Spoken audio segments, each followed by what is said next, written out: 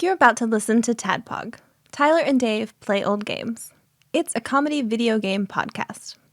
We would like to stress that the hosts are not experts and are really just very crass commentators. Seriously, this is an explicit podcast that happens to talk about video games sometimes. So please enjoy this pretty okay podcast with Tyler and Dave.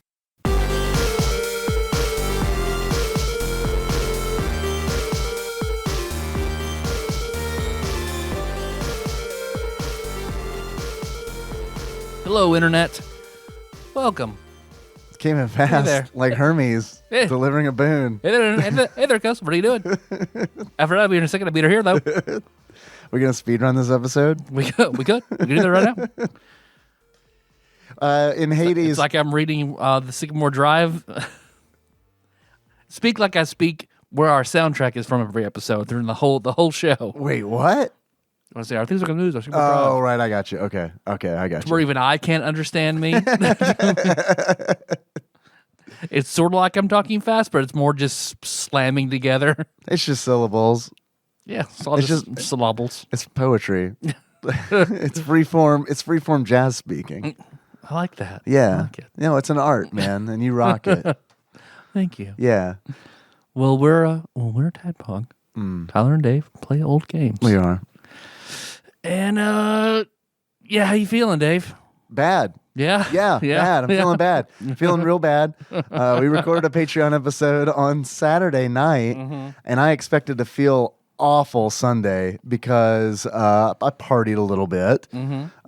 Sunday, I woke up, had a great day. I felt great. I was like, wow, why do I feel so good? I should feel really bad, but I don't. I feel good. I woke up early. Henry and I hung out during the day, and then I tooled around on some new hardware that I got, and then streamed, and it's like, okay, this is great. And then I went to bed, and then I woke up today, and there it was. I found it. I mean, it was just like, holy, why am I? I was tired, and I don't know if it's just that, like, I don't know if yesterday just kind of had my second wind. Because it was like, all right, gotta get this Patreon episode up. I got to stream. I got a lot of stuff going on, and then I wake up today, and it's like I gotta go to work. I gotta sit in a dark office. Yeah. And I gotta. So maybe that might have come into play. So I don't know, but yeah, I feel bad. How do you feel? You just took some. I was okay. I mean, I also threw up. So we're all right. Yeah, you threw up in Terry's yard. Yep. Yeah. Because I had I forgot earlier, about that. Yeah, you said that you rubbed my back while I threw up. It was very nice. Yeah. I had pasta with some very fine meat sauce beforehand, so I was just feeling that lodge in all of my teeth. That's what you were throwing after Ian talked about flossing. We've got to look. If you are not a Patreon donor, patreon.com/tadpog, you need to donate so you can hear us talk for 40 minutes about flossing. Yeah, and how important it is. It is. Ian and I have a lesson to give. Yeah, and I have flossed every day since we recorded. Granted, that's only been 2 days. Still, but best streak yet. It might be.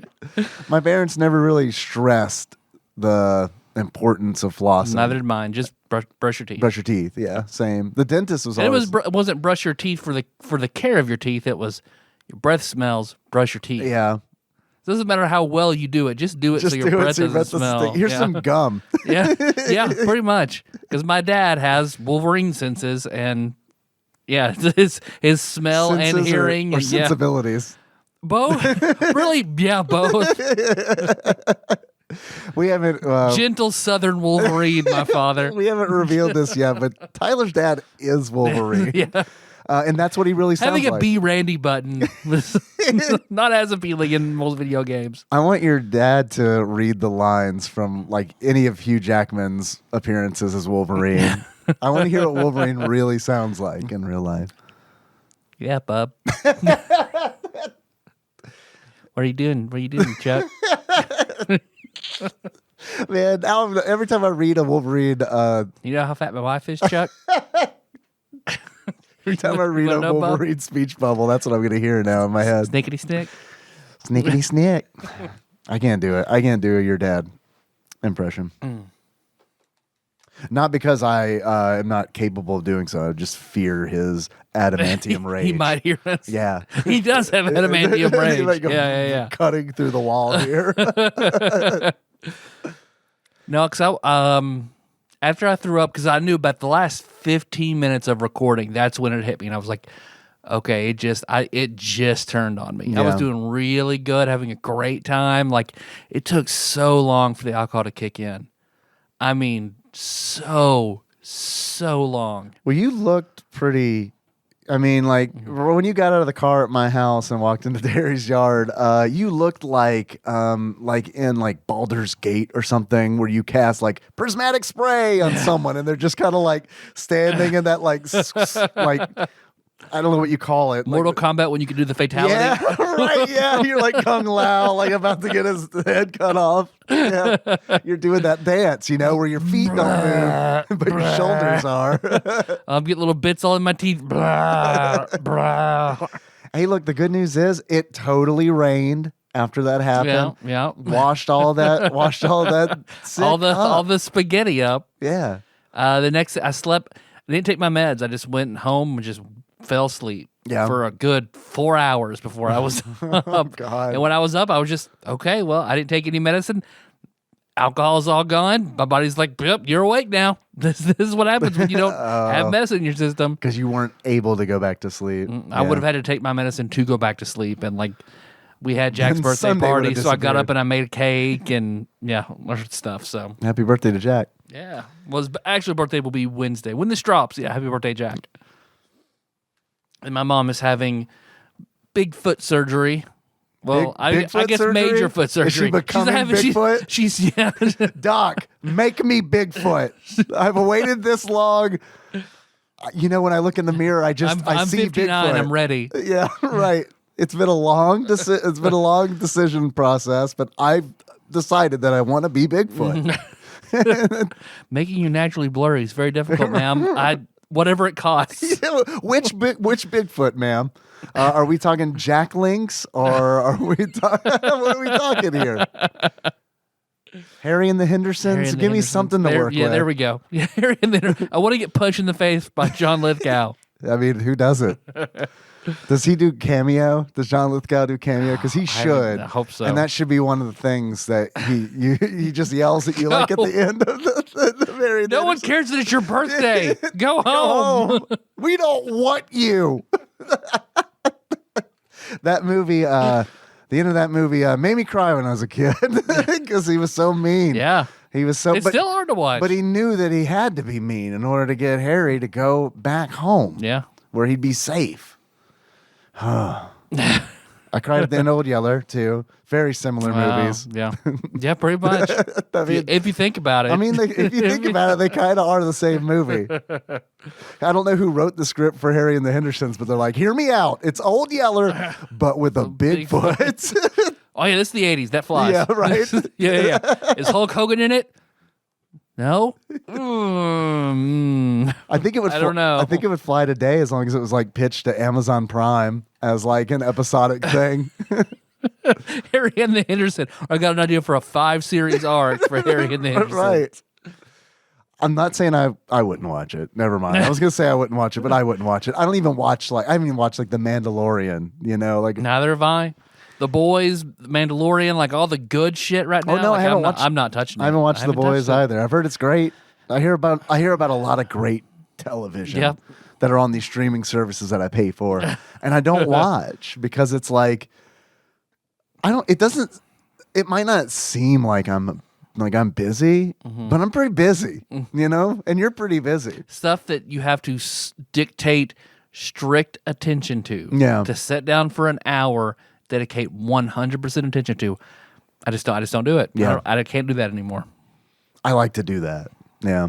Unless it's playing a video game, that's different. Like, and even then, it has to be like a fucking good video game. Let me ask you a question. Since we're talking about like 100% attention and all that, when you play Hades, do you do anything else while you play Hades? Like, do you have a show running on in the background or music or anything like that? I don't either. Nope. And that's a thing that's kind of changed for me. I used to do that a lot more, where it's like I'm playing a game and watching whatever, The Office. I'm watching The Office and playing a game on like a handheld. In Borderlands, that's what I would do. I would have. Oh, really? I rewatched all of Parks and Rec and Oh, right. Because there's a lot of like just driving and killing and going through enemies. There's not a lot of like. I have to do a lot of super strategy. Well, I can run a gun. If I can run a gun, I can also have a show run in the background. Yeah. No, I get it. It's kind of like if I were to replay through Final Fantasy Tactics or something, I'd probably have something on in the background, at least like a podcast to listen to, because it's like I could probably get through one full podcast while 3 of my guys surround a chocobo and punch it, for 40 minutes to get their skills and shit up. Punch it, turn around backwards, and accumulate for an hour. Right. All right, now heal that chocobo, okay? And like honestly, like 30 minutes of it is just trapping the chocobo in a corner so that we can do it. I want to see like a reenactment, a live, like Mega 64 style, like reenactment of training in Final Fantasy Tactics, where you just like scare an animal into a corner and then beat it and heal it and then beat it and heal it over and over again. Just aggressively petting a horse for 4 hours. Right. Man, I don't like horses. No? Yeah, I know they're like our state animal and everything, but they got big old heads with big old teeth in them. Don't like it. Those long backs, awfully convenient. Very. It's a big trap. Yeah. Yeah. That's how they get you. There was I don't know if you remember, but on that in that apartment that we lived in, Nikki and I lived in on Clinton Road, there was a horse that lived next to the dumpster. It was he didn't. I mean, technically, he didn't live next to the dumpster, but there was a dumpster, and then behind that dumpster was a fence. And on that fenced-in property, there lived a horse, and he liked to hang out around the dumpster. So, like, I understand. When I throw shit away in the middle of the night, he'd be like, "Oh, hi, horse," because he'd just be there hanging his hello, David, dumb horse head over the fence, like try to touch me. What's in your bag? Fuck off, horse! Hey! Just throw a cup at him and run scared. That's what I wanted. I got your cup. So across the street from me, there's a house. Behind that house, there's also a horse. Oh, yeah? Yeah.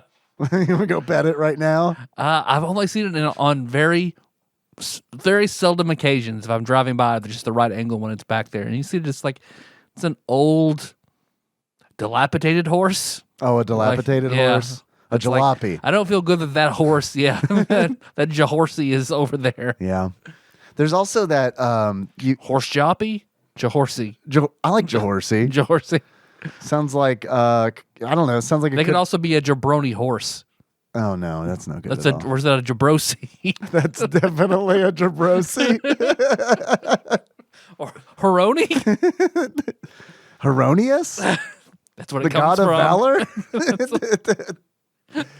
You've also got that. There's he's an asshole horse. The horse asshole. No one knows that's the real Heronius. That's Forlongen, maybe, in disguise. Okay. You've also got a mule nearby. Mjolnir? Thor's hammer? That's weird. I've seen a mule around your house. You're probably right. Here by the corner of the highway and your street. Maybe it was just wandering. Maybe someone's mule got out. I don't know. Probably. I don't really live that much in the sticks, but it sounds like I do with the jalopy horse and the roaming mule. I mean, no, you don't. I mean, I don't know. You kind of do live in the sticks, man. Like not like way in the sticks or anything, but I mean, you're like, how far are you from a suburban?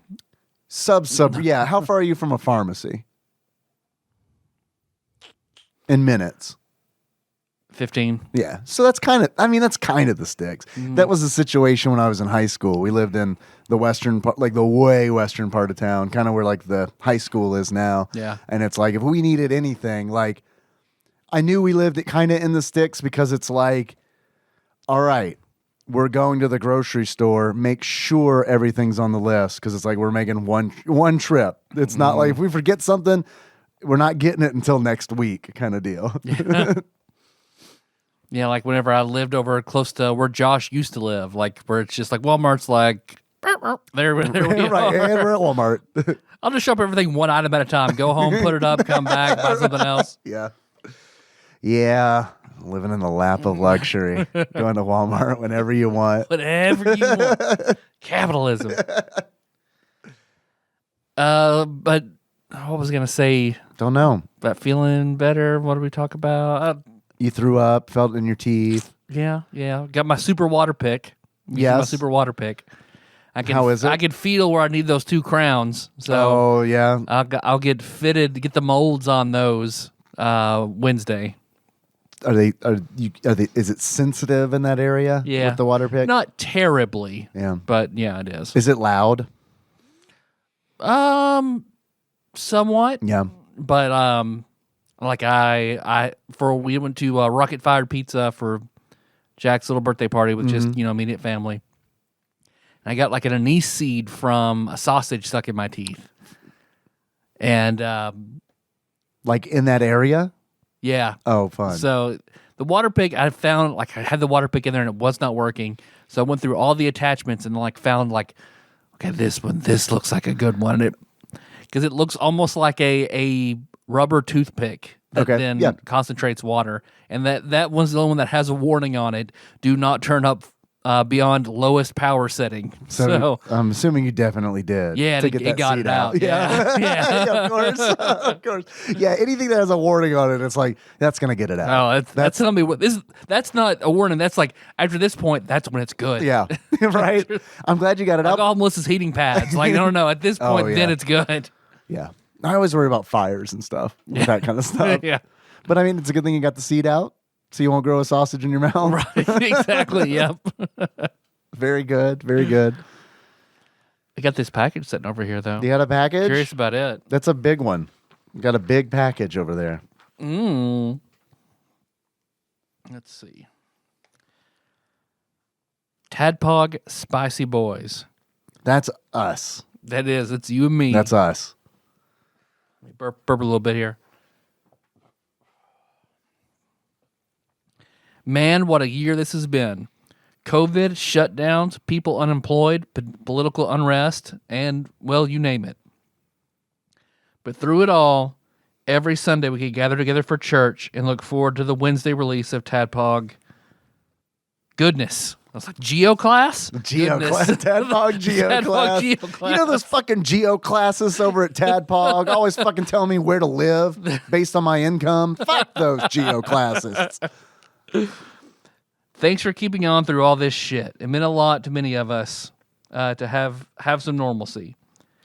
As a Christmas gift, here's a dick in a box, a big one with a Santa hat. Also some weird snack shit too. Man, I was hoping it'd be some sneak shit though. I was hoping it was going to be like a balaclava and some fucking OJ gloves. Yeah, fucking OJ gloves. Some real sneak shit, Sneak you know? shit. Like that one that semi knew because I didn't run into him for like the first month I played Hades. But the sneak. That one mini boss. Yeah. Yeah. Buttholes and Gooners forever. Dr. Drunk. Please go on. AKA Face Full of Alien Wingwall. It's one and the same. Okay, so on the TADPOG Discord, we have a Hades channel. And I cannot remember who mentioned this, but someone said something about the knife. Someone was talking about weapons and someone mentioned the knife. Are you aware of a knife in Hades? Okay. Nope. I think they might have meant the sword. The sword. Yeah. I'm hoping, because it's like, I kind of hope that, but then again, it's like that, like, General Leo is playable in Final Fantasy VI, like kind of like corrupted. You guys didn't unlock the knife? The knife. How do you get the knife? I want the knife. I played with all the other weapons. I want to play with the knife too. Sounds pretty good. Yeah, actually it doesn't. But I want to play with it still. Well, you could throw it as the special and then close melee with with the regular It's attack. like a shitty spear. Yeah, exactly. But if you get it's super back attack damage, Maybe high critical chance Yeah, with back yeah. attacks. Yeah, get some Artemis boons on that and you tear shit up. and do the I can't remember the mirror bonus that gives you shadowy something. Yeah. Do you use that one or do you use the bonus damage for undamaged targets? I use the shadowy one. Yeah, me too. Because like I'm only gonna get like they're only going to be. It only helps to have the undamaged bonus once if you have, especially if it's one big like the bow or the gun, like a big hit. But like if I'm running with the fists, like it's fucking useless. Yeah. Like Yeah. back attack, especially with redacted. So right. Because a lot of my run will be like, will this be effective against redacted? Then maybe I'm just moving on. I build everything around bosses. Yep. And all the bosses now are pretty easy except for redacted. Yeah, there we go. Look at It has that. a Santa hat on it. Is that a Toblerone? What is that? That's bigger than the one I have at home. It's a little bit bigger than the one I have here. Yeah, that is a giant black dildo. Hold on, is Tyler's neighbor's horse over here? This is what we did in my silly game once. This is the cock of Vecna. Go home, horse. That's bigger than our microphones. The next time Miller comes on the show, I want to put that on the mic stand. See if he notices. Yeah. That's pretty fucking good. There we go. Tyler's claimed that. You did. You planted it like a flag, like you were on the moon or something. It's 3.5 hands high. That's a tiny horse. Yeah. It's a giant cock or a tiny horse. This is little Sebastian we've been given here. You decide. And then we got some snack stuff. Rougarou. We've got some of this. This is very, very good. Hot Okay, sauce with the awesome. werewolf on it. Oh, right. Yeah. Willy warmer.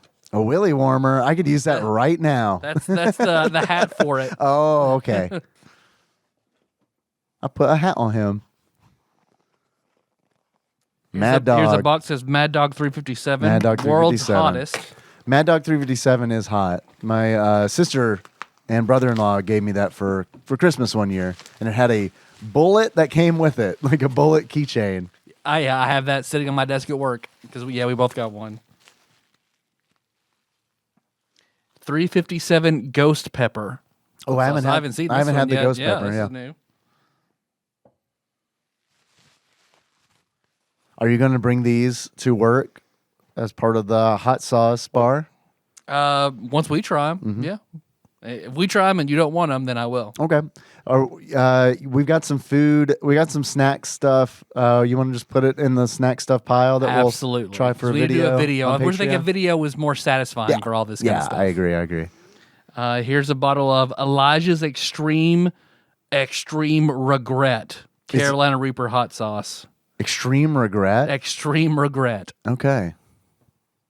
Yeah, that's a new one. Haven't had that one either. I like the label on that one. It reminded me of like Evil Dead 2 or something. Oh, this one's pretty. Pure Carolina Reaper Gourmet Pepper. It's got a little A metal medallion. on it. It's a nice little like box with a cork stopper. Yeah, that's like This is Theseus's sweet. hot sauce. Yeah.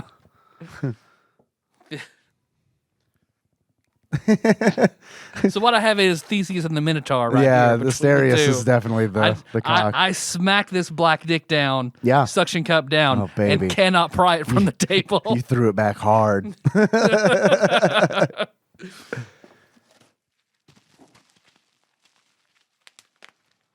There's a lot of hot sauce here.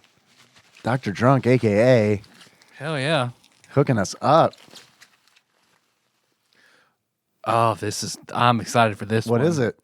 Black garlic chipotle hot sauce. Fuck yeah, from man. Kajan's. I'm excited for this one. This looks great.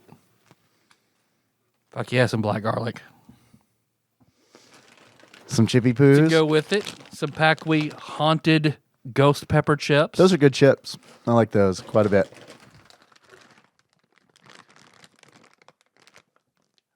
Let's see. So it's got these look like Cheetos, a sort of Cheetos, a pepper mascot that says "so hot," and then it's in a different language. Okay.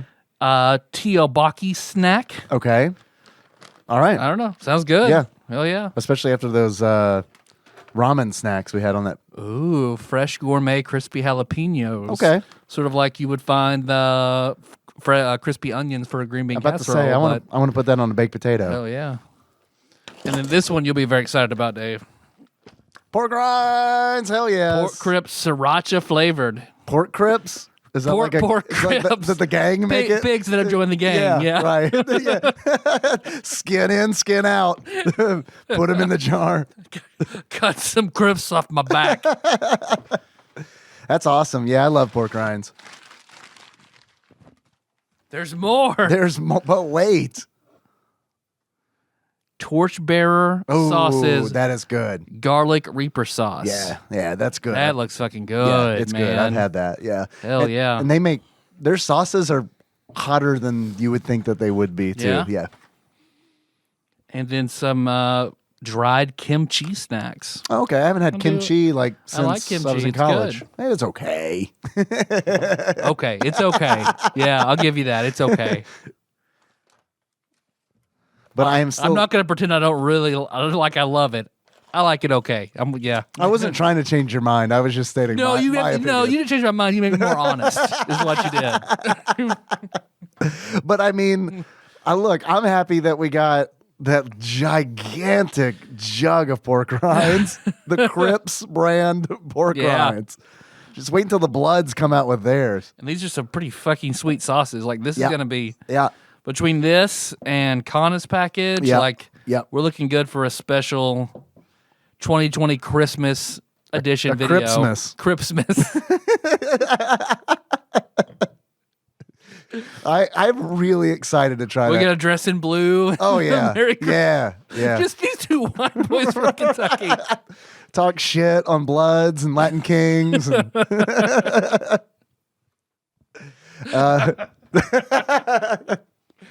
I like that. Man, that suction cup dildo that he sent is straight up like something out of Cyberpunk. Yep. Yep. I bet that would clip through your clothes. I'm excited to try that torchbearer sauce because I haven't had that one, but the one that I've had is very good and it was surprisingly hot. Yeah, the garlic. Anything if you have garlic in the front, I'm there. I'm fucking there. Yeah. Well, it makes it a lot more I don't know. I know a lot of people put hot sauce on pizza, and I do, but if there's garlic in it, then it's this is much better. Totally. Yeah.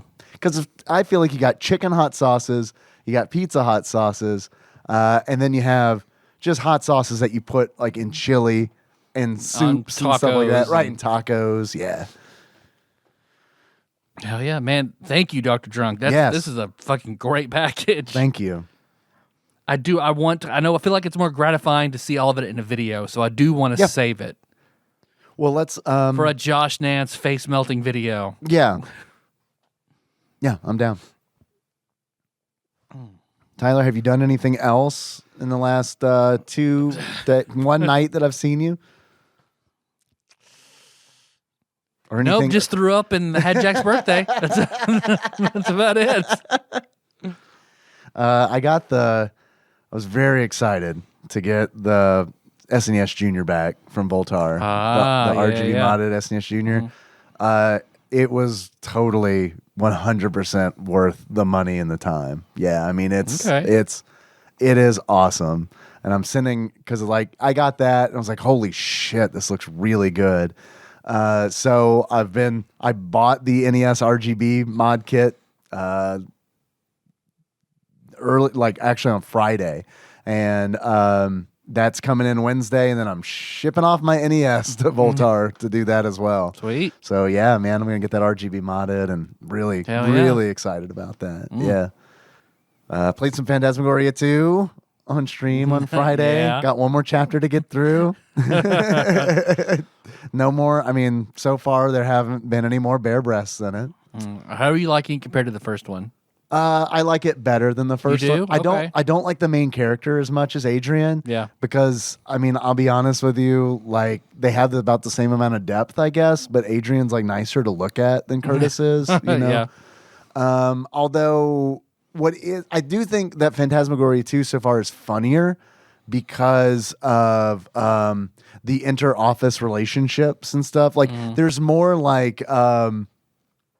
late night soap feel to it, where it's like Curtis is having an affair with, he's like dating one coworker but having an affair with another one and wants to fuck another one who is a man, and it's like, man, this is like, the dollar store Lin-Manuel Miranda guy. yeah, or Cousin Bauky. I like to call him Cousin Bauky. That's what he looks like to me. But yeah, totally, the dollar store. Yeah, so yeah, I like it better. I do think it gets kind of tough because it's like, it was made in the 90s and they're like, we're going to talk about mental illness and we're going to present mental illness in a extremely disrespectful way. So, I mean, outside of that, that's whatever. Yeah.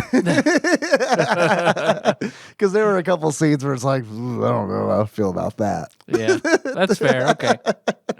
I can very much see and believe that 100%. I missed a good chunk of that stream. Yeah.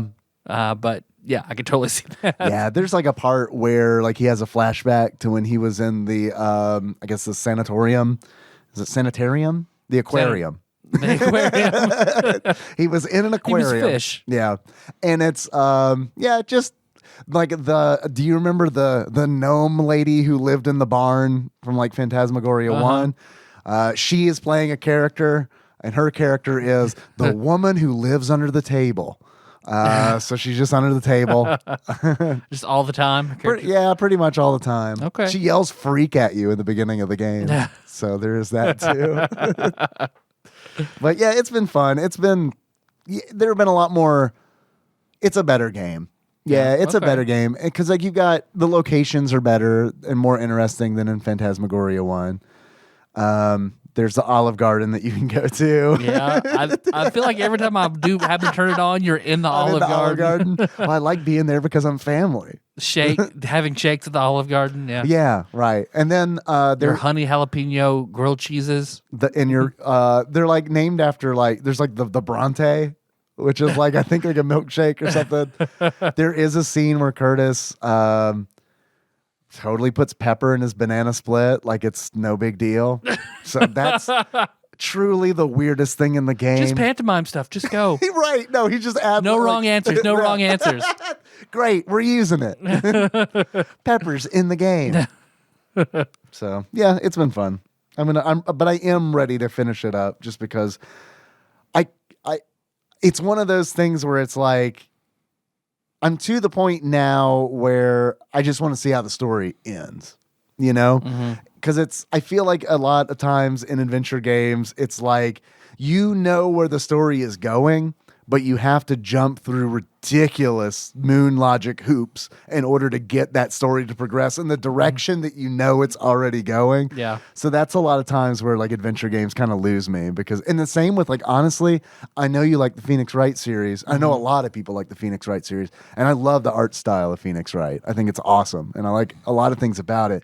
But what does bug me is when I know that I can prove the guilt of somebody, but I have to do it in a very specific way in order to. You'll know what evidence you need to present, but you got to present this first. Right. That's the next. Yeah, right. I very much get that. Yeah, but other than that, I mean, I think he's great in Marvel vs. Capcom. Forgot about that for a second. Yeah. And then that's pretty much it, man. That's pretty much all I've been up to. Yeah. Yeah. Well, do you hear that then? He hears it? I do hear that. It sounds like it sounds like the postal worker is here. It sounds like the postal worker is here delivering a letter. It's addressed to a John. I've got a gun. It's addressed to. It's from a John Hammond to an Alan Grant. Oh, you're right. Here, I guess I'll read that. Here, are you sure we should? Is that a federal offense to read Alan Grant's mail? You're right. We probably shouldn't. Go ahead. All right, I do hear that, which ushers in a segment that we like to call Dave Reads from Wikipedia. All right, guys. Well, the letter fell open. Oh, oops. Yeah. You steamed it. You steamed that letter and it opened right up. John Hammond was mildly Southern, right? He was absolutely he was moderately Southern. So from InGen Stationery, from the desk of John Hammond, fool dictating machines. My dear Alan, let me make sure my phone does not fall asleep. What in tarnation? These telephone machines. Do you have a real light timer on there on the sleep? I did. Yeah. Battery? Yeah, my batteries. I mean, it's much better than it was in this phone, but like it just keeps getting worse. Ain't what it used to be, huh? Nope. It's no Nokia. Yeah. My dear Alan, without your help, my restructuring work over the last year would have been impossible. Simply impossible, I say. I didn't even know that was in there. Perfect. Your paleontological consultancy, along with Dr. Sattler's, has been invaluable.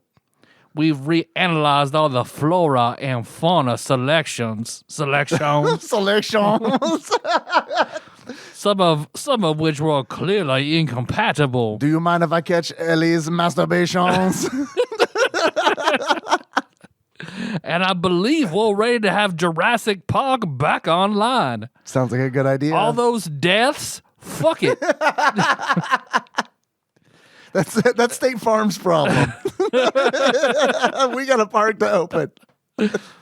Now, unfortunately, well, we will do like Action Park did. We'll make our own insurance company.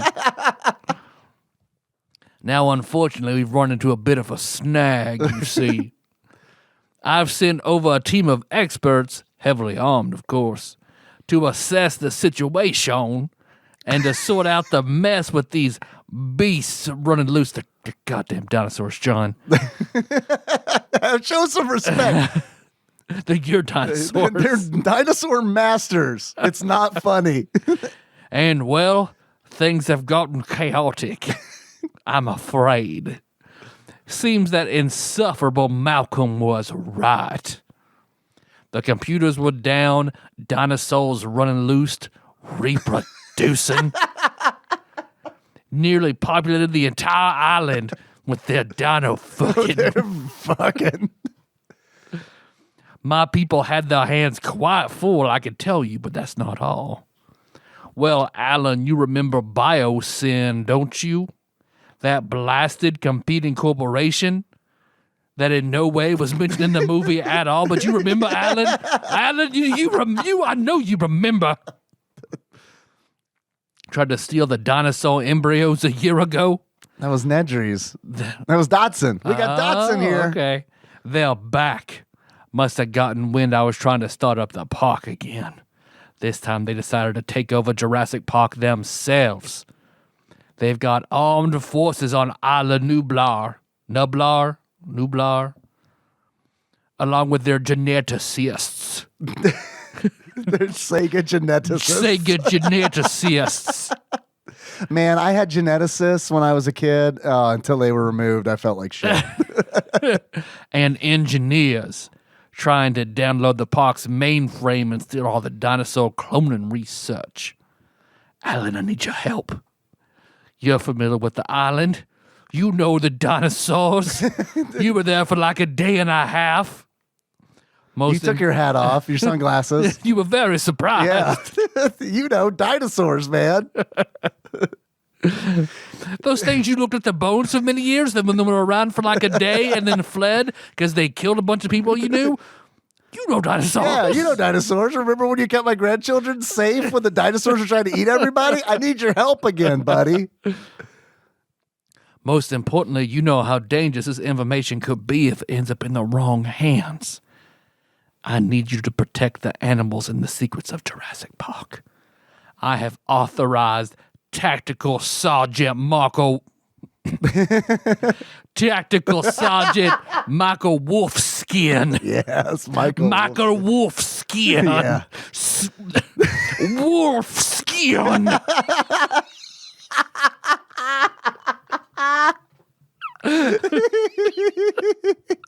Is it wolf? Let me put some more steak on it. Hold on. Please. You got more ideas. Tactical Sergeant Michael Wolfskin.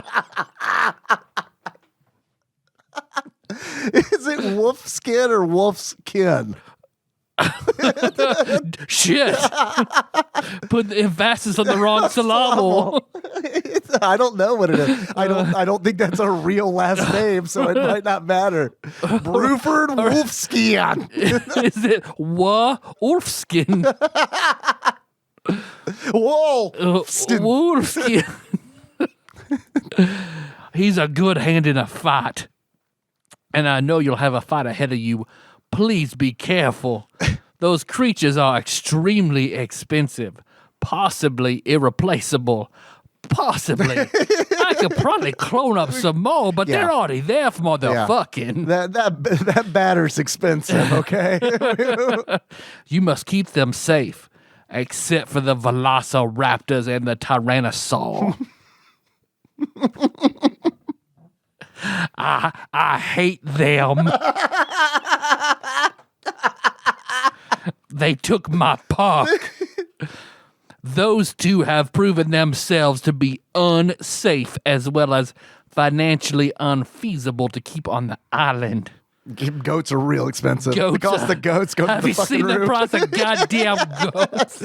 I hope you bought goat stock because it's on the fucking rise because we got fucking dinosaurs to feed out here. Eliminate them if necessary, but take care of the others and yourself, of course. Good luck. My regards to Ellie. Sincerely, Joan Hammond. Joan Hammond's sister. Hammond. It's like Joan Cusack and John Cusack. Yeah, perfect. So that is a letter to Alan Grant that's in the instruction manual for this game. I would like to make it clear that Alan Grant is not in this game. You're right. I didn't think of that as I was reading it, but you're right. No, Alan Grant is not in this game. That 2-page letter in the instruction manual is to introduce the character that you play as, who is mentioned once in one sentence. I assume that you're playing as Michael Wolfskin. Tactical Sergeant Michael Wolfskin. Presumably that's who you're playing as. It is apparent that they decided to write that for the manual after they made the game. How are people going to know not to shoot all the dinosaurs? Put a letter in the beginning of the instruction manual. I hope they sort of get it. Yeah. There we go. That was well done. Thank you. I really enjoyed that quite a bit. I got Bruford vibes from it. I loved it. Bruford's probably the one actually in charge of Biosyn. Bruford, we got Bruford here. Those biological sinners at Biosyn. Yeah, a little on the head there, right? Yeah. Biosyn. Biosyn. At Genetic Devil Incorporated. Gene Devilry.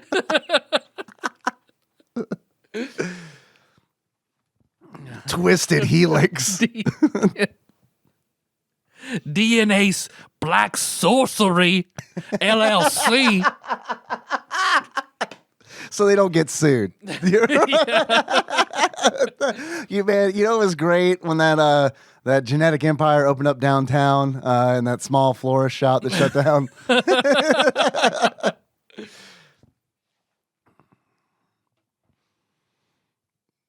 Over at Rue Henley Florist, two wonderful old ladies here in town showed up here to building with DNA Black Sorcery LLC. You know, it's not too far off because they like. Yeah, have you ever seen like crossbreeding plants? Fucking messing with God's playground. Yeah, they're one step away from being making fucking dinosaurs. Making and shit. Jurassic Paducah. Yeah. It would make the town more interesting. Actually, I don't think I want things to be any more interesting than they are right now. I'm good. Pretty good. Yeah, I'm pretty full good. up on interesting for the rest of my life. Thanks. Of course, that was a letter to Alan Grant in the instruction manual for a game called Jurassic Park 2, The Chaos Continues, also known as Jurassic Park Part 2, The Chaos Continues, which according to Wikipedia is a 1995 video game and non-canonical continuation of the Jurassic Park series. Okay, what, Jurassic Park 2 came out in 97? I don't know, and I meant to watch it to make fun of it on the show, but then I decided that I didn't want to do it. Yeah, I was just like, I didn't There's like a it. gymnastics girl who like kicks raptors out of windows. Shit out of raptors, man. If only we had known Gonna carry Strug yeet a raptor out a window. If only we'd have known in the first movie that their weakness was gymnastics. This whole thing could have been avoided. They can't do the balance beam. Look. A fucking 5-year-old tumbling towards a raptor. Doing this, They're all on rings. doing those slow ass head to roll somersaults that small children do. I wanted to take gymnastics when I was a kid because I was Kenna already wants to now real badly. I was older than Kenna for sure. I was in the Teenage Mutant Ninja Turtles age, and I was like, I'm already taking karate. If I take gymnastics too, I'll pretty much be a ninja. You're not right. You're not wrong. And then I'll take a ninjutsu magic class, and then it'll all be set. Where can I learn to throw shuriken properly, though? Trader's Mall. I can buy plenty at Trader's Mall and Tater Day. Yeah, we absolutely. I must find the Tater Ninja. We absolutely. I don't know where we got ninja stars. Got a Confederate flag ninja suit. That is something that you would find at the Trader's Mall, which I would like to rename the Traitors Mall. Nice. Yeah, got him. Nice. If I say the Tater Ninja's got a beard coming out the bottom of his mask. Watch out, it's the Tater Ninja, y'all. I mean, I know I just called it the Traitors Mall, but once COVID is like taken care of, I'm definitely going there to look for Super Nintendo games. You may as well not bother. No, they're like super dumb If at in price. the rare case that I've ever seen one, Yeah. they're shitty and they're super expensive.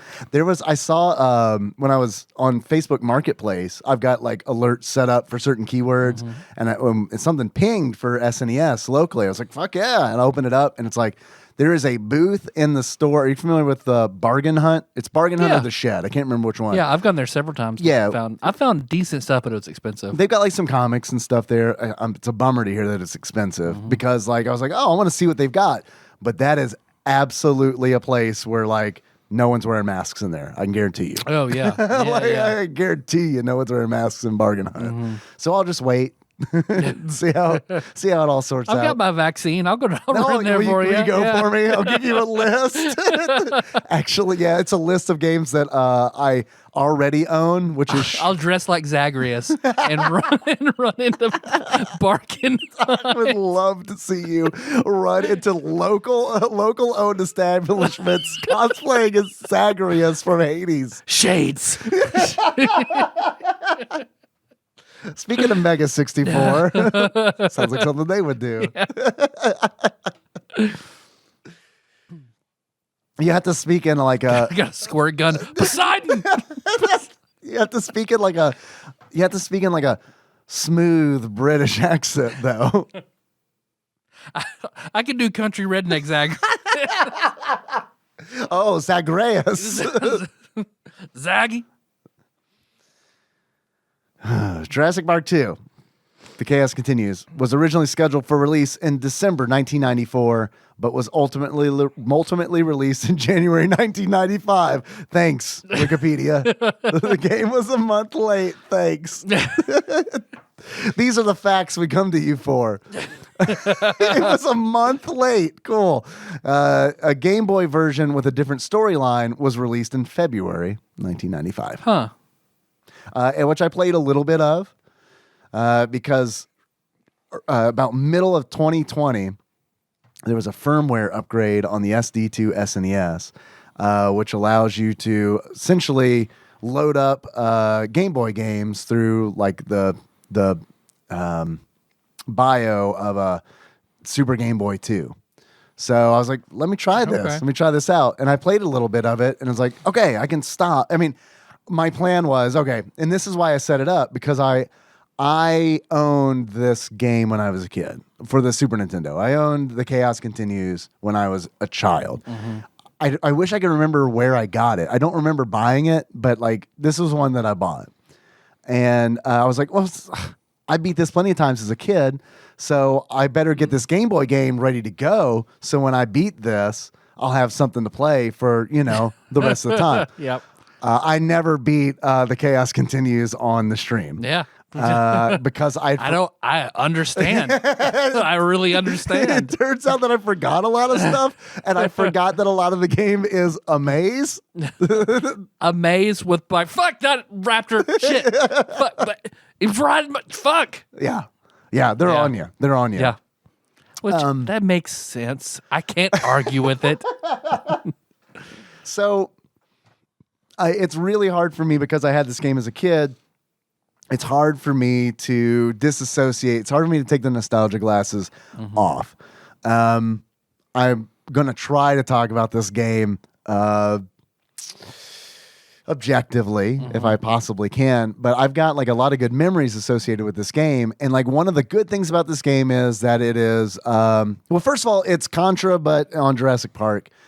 And there is a... I would... put it more akin to Blackthorn than I would Contra. I see. Okay, I think I get you on Blackthorn, but like there was a lot of hiding in Blackthorn. Yeah, except for the stepping in the background. Yeah, because like I feel like that was it's a little more action. The standout. So maybe like it's the midway point between Blackthorn and Contra. Well, see, I think it reminds me of Alien 3 for the Super Nintendo. Okay, that's fair. Which I didn't like, but I like this game better. Like in Alien 3, all the environments are very similar. But I will say, like, for the many faults that Jurassic Park 2 has, which it does have a lot of faults, one thing that I do like about it is that the scenery changes a lot. Like you're in the jungle, and they reuse a lot of stuff, so it's not they'll change. I always wondered, like, did I just restart the same level again? I don't know, it's slightly different, right? Because it's totally. They do reuse a lot of things, which is. I wish they wouldn't do that, but they do at least have like, well, this is a level that's in the jungle. Here's a level that's like at a volcano. Yeah, everyone remembers the volcano in Jurassic Park, right? Which is, if you look closely, it's like, oh, they took the mountain level, made everything red. That's what they did in the volcano level. So there's a mountain level where you fight like pterodactyls and stuff. There's variation. And one of my favorite levels is a level that's like a grassy plain. It's like a white magic card for it's a land. It's a white land. It's a plain. And I like that because it kind of changes things up. So, but like Contra, 2 players can play this game simultaneously, which is very important because I love this game, and I will always... The other person's Alan Grant, right? If you're not Michael Wolfskin, you're Alan Grant. Maybe. Maybe. Did I just lie when I was like, Alan Grant isn't in this game? But it's that he's only the second player, though. I have very fond memories of this game because I was, for the longest time, an only child growing up. So if there was a 2-player game... It essentially meant that too bad. You're playing it 1 player. Yeah. I remember going to my grandmother's house. This is probably in middle school. I remember going to my grandmother's house. She lived in a farmhouse in a town of 500 people in Mississippi, Mississippi. And no, it sucked. Nice. Yeah, it sucked. No, it wasn't so. It sucked real bad. You know how earlier we were talking about living in the sticks? I take it back. This is the kind of place where it's like, you want to go to Wendy's? You got 45 minutes. Ooh. I don't know. It's right over there. They're just real slow. Yeah. they're just chickens that work in there. Can I have a chili? Yeah. So like picks up a machete. It's like the sloths. Or a farm to table Wendy's. It's like the sloths in that movie where the people want the rabbit and the fox to have sex. The Jason Bateman fox. It's like that movie. Oh yeah. Zootopia. Thank you. Yeah. I saw that movie in the theater. The Jason Bateman sex movie, Yeah. Zootopia. Look, man, if like he was also in Arrested Development and had that weird scene with his sister who was the prostitute that was trying to have sex with him. I forgot about that. People like it when Jason Bateman fucks inappropriately.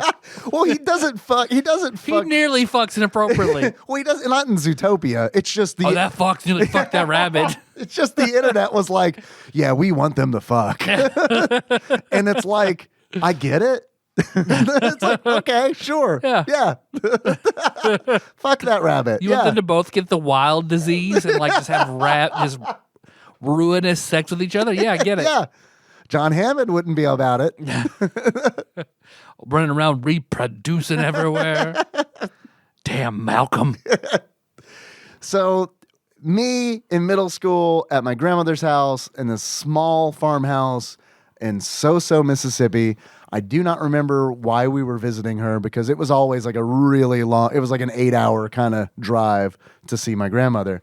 And for a while, my Uncle Larry was there. And the last living memory I have of my Uncle is him coming into that small room where I begged my parents, please let me bring my Super Nintendo. And they let me bring it, and I brought the very few games that I had. One of those games was Jurassic Park 2. And I remember playing it, and my Uncle Larry walking in and being like, what's this? And I was like, it's Jurassic Park 2. I can turn it, because it was his room, essentially. That's where he was sleeping. He's like, no, man, let's play. And we like played this game for hours that night. Ah, awesome. And it's like, I'll never be able to separate that from this game. Yeah, I can understand that. So it's one of those. And I know the game is flawed, but it's like... Well, I can't even objectively object to your nostalgia because I'm playing it on my Retro Pi, which certain control schemes that aren't automatically loaded in are very hard. Because I'm trying to play with a Super Nintendo controller, a knockoff, right, built for the emulation. Sure, but it did not assign the L and R keys properly, and that's how you cycle through your weapons in this game. Which you were telling me is incredibly important. Yeah, it's real important because you were using. I was locked into the basic bitch, the weakest gun in the game. Yep. You were locked into. into. Fuck, this game is hard, and it is kind of a hard game. Like it's harder than I remember it being. Like I'm literally spending 30 seconds shooting a raptor as it just kills me. Yeah, and like honestly, dude, like. A lot of times I don't even fuck with them because it's like I know their jump pattern, so it's just like dodge them. Yeah, and then that's what I ended up doing. I got close to finishing the second level. I died so many times, just steps away from a health pack, multiple times, just steps away. And you mentioned the checkpointing in this game, which is there is none. Yep. There is no checkpointing in the game. If you die, you have to go back to the very beginning of the level. And you've mentioned that they're long levels. And they are.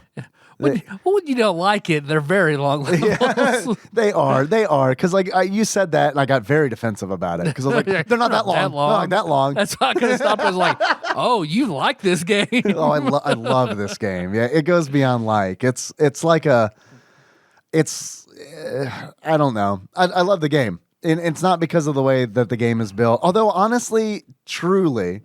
Somebody loves every game. I'm living evidence of that, I guess. But like truly for like a movie tie-in game, I feel like this is a pretty good one. Yeah. I like it better than the original Jurassic Park on Super Nintendo, but like a lot of people disagree with me. SNES Drunk does not. Oh, really? I haven't watched his video. He thought the first one was awful and likes this one much more. Yeah, I don't like the first. I mean... I haven't played the first one all the way through. Probably if I had owned the first one as a kid. The first one sounds awful. Watching playthroughs and reviews and like these huge sprawling mazes with no map function, no password system, no saves, no nothing. Sounds awful. It's like but that it's Dinosaurs Ate My Neighbors, essentially. Or totally. Yeah. Like a top-down Zelda kind of, but you're in Jurassic Park. Yeah, so just Zombies Ate My Neighbors, just not as responsive or varied. I don't want to talk about it too much because I absolutely want to do another episode on that just because I can milk Jurassic Park for a really long time. Like Jurassic Park was my jam in 5th grade. Like, I mean, I remember I've got a lot of weird, like, emotional energy tied up in Jurassic Park. Like, between playing You're a dinosaur kid. Yeah, I was a dinosaur kid. Yeah. Between, like, playing this game with my uncle before he died, and then I remember being in 5th grade is when we moved around a lot when I was a kid. We moved to Pennsylvania, and I was going to a new school, and it was real bad. Like, it sucked real bad. And I remember that year I probably read Michael Crichton's Jurassic Park 4 times. Like, it was with me in my book bag. I'd take it to school. Like, before class, I'd be reading it. On the bus, I'd be reading it. Just because it was like, this sucks. Yeah. So a lot of this, I don't know. It's a way of saying I was a Jurassic Park kid. And then the second movie came out, and I was like, fuck this shit. Oh. Right. I'm very young to be disillusioned, but okay. But you fucked it up for me. So, yeah. But yeah, this game is more like a Contra style. It's a side-scrolling shoot 'em up, essentially. Yep. That's got some different mechanics to it. As John Hammond expressed to Alan Grant in his letter, he is very concerned about maintaining the dinosaurs. He has spared no expense creating these dinosaurs. He doesn't want them to be killed. So you have Alan, do me a favor, just go. Right. I'm not going to talk about what I'm going to pay you or what you need to like do. That, but I want you, risk your life going back in. Just don't kill these dinosaurs. Right. Except for the raptor and T-Rex. Fuck them up. John could have saved a lot of words and pages by just sending Alan Grant a photograph of Michael Wolfskin and with a Post-it note on it that says, "The new you." Yep. Heart, John. Also, thanks for saving my grandchildren. I guess I want to talk about the intro to this game. Okay, yeah, right. Yes, we definitely need to talk about the intro to this game. Pretty impressive as far as Super Nintendo intros go. Yeah. I mean, it looks like, it reminds me of, I'm going to draw a comparison to Where It Meets in the Middle. So for me, just watching this animated voice acted intro, which is surprising for the Super Nintendo. And I think like maybe the voice acting isn't good, but at least it's well done. You can understand what they're saying. It's not like in Barkley Shut Up and Jam where every now and then Barkley just goes, it's like, what did Barkley say? But the one you can clearly hear on the Genesis is, "Get the damn ball." That one you can hear. So on the good end of comparison, like, I got vibes of like Batman the Animated Series. I did as well. Yeah, I did as well. On the bad end of comparisons, it also gave me Zelda CDI vibes. So it's somewhere in the middle of those it two. Is somewhere in the middle. It is like they were going for a Batman the Animated Series vibe. But they just weren't quite good enough. And like, look, let's be honest, who is, right? Yep. But I mean, it's not like they hired Paul Dini to write this story for us, please. It's an evil CEO looking at his window and saying how badly he wants to have dinosaurs. Right? Who's clearly in Seattle, but everyone speaks with a British accent. It's in the shadow. Well, John Mahoney, who played Fraser's dad, was British. There it is. It lines up. That's ground zero for the British invasion of Seattle in the 90s. Was that. Yeah. So you're right. Yeah, it's also in that cutscene. You see a pilot, some Biosyn pilots, flying to the island, and then they see pterodactyls, and then the game starts. Yep. Yeah. And I selected easy. You get to choose from the 5 or 6 stages. Just however you want to play them in. I feel like each one was harder than the last. So if you go to the very last one, it's difficult. Yeah. Except for the running. I nearly cleared that run and gun level where you're just fighting dudes. Because you've got a dude that looks like you. You've got Master Chief dude that throws green grenades. There are just You've dudes. got bald black guy with a shotgun. They're like in cosmonaut guy. suits. Yeah. They're like 1960s Russian astronauts are on the island for whatever reason with flamethrowers. What's your name? Miklatov. Right. Yeah, I don't want to skim over you choose the mission that you want to do, because I do think that is important to the game. And I think it's interesting because it's non-linear. You can do it in any order that you want to. And I think that's important because I remember as a kid, I would always do the hardest ones first, because if I died on a hard level, I just reset instead of using the continue, because it's like, if I can get through the harder ones without dying, the easy ones are a breeze. And that's how I'll finish the game. Yeah. Some of the levels have boss fights. Some of them do not. Like, for example, on the grassy plains, you fight a helicopter who has a cage that's trying to catch a gallimimus, a cage copter. And you can shoot the cage off the helicopter and then stand on it to take out the helicopter if you want. Yeah. Gotta reach high, get that helicopter. Gotta reach high, but the problem is if you stand on it, then you can't dodge the bombs. So there's a level where you are on top of a Jeep, and another guy is driving the Jeep while you are shooting at a T-Rex that is chasing the Jeep. In a circle. Because you're driving by the same guy hanging from a pole, shooting a gun. It's like you'll do a circle while the big red and black T-Rex is trying to chomp on you. Yes. Which, honestly, I think John Hammond is the interloper here, because the Biosyn people and the dinosaurs are clearly like good friends, because they're like assisting each other and they're hanging out in the same space. They all dress they the all same. Hate you. Yeah. They're all wearing the Raptors have the flamethrowers and the suits. And there are a lot of them there. Like, there are a lot There's of them there. There's a lot of them there. And they seem pretty good with their space. Yeah. You fight more guys than you do dinosaurs in this game, I feel like. Because there are a lot of them. And there is one level. The guys are fucking and trying to populate, but it's not happening as quickly. Why'd we use that frog DNA on these guys? Now they can reproduce. Turn the freaking frogs gay. At first I thought they're just like fucking each other, but now they're having baby guys. We don't have enough goats for this shit. Well, there it is. Life finds a way, my dude.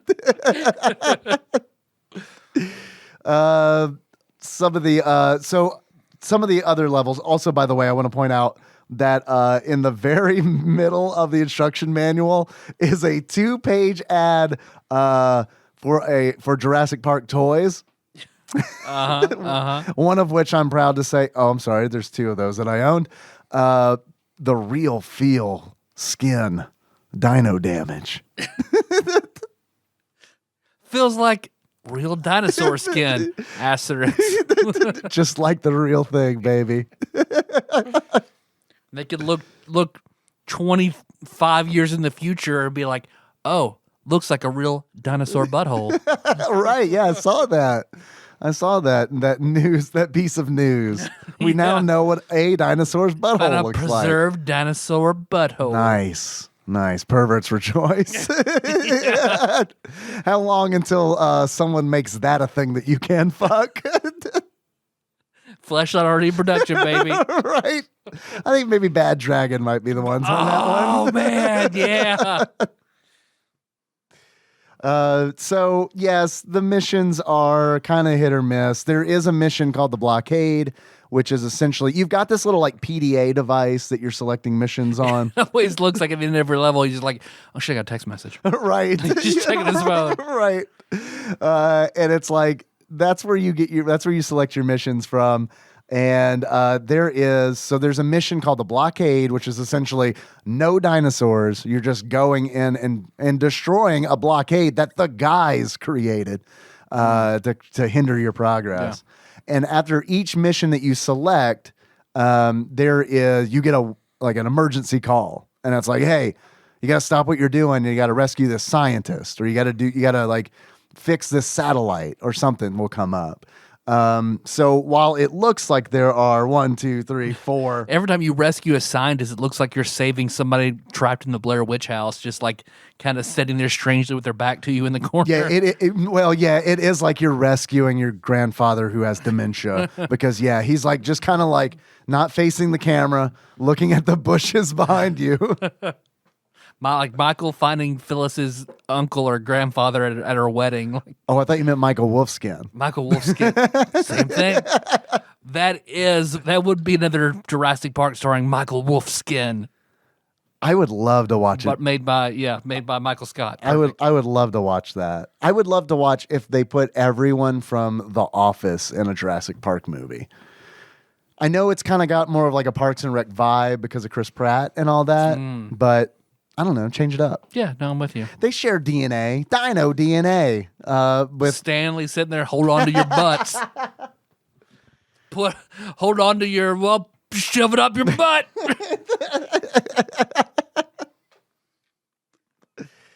There is, okay, so we were talking about the weapons.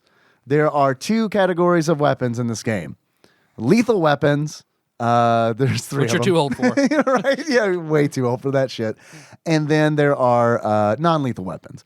Hammond wants you to use non-lethal weapons on the dinosaurs, except for the raptors and the T-Rexes. Basically, if they're a color, then non-lethal. How do you mean? Like the little orange ones running around, or Oh, yeah. like they do noticeably look different. They do. You're right. Yeah, because the spitters are like bright green, and then the compies are orange.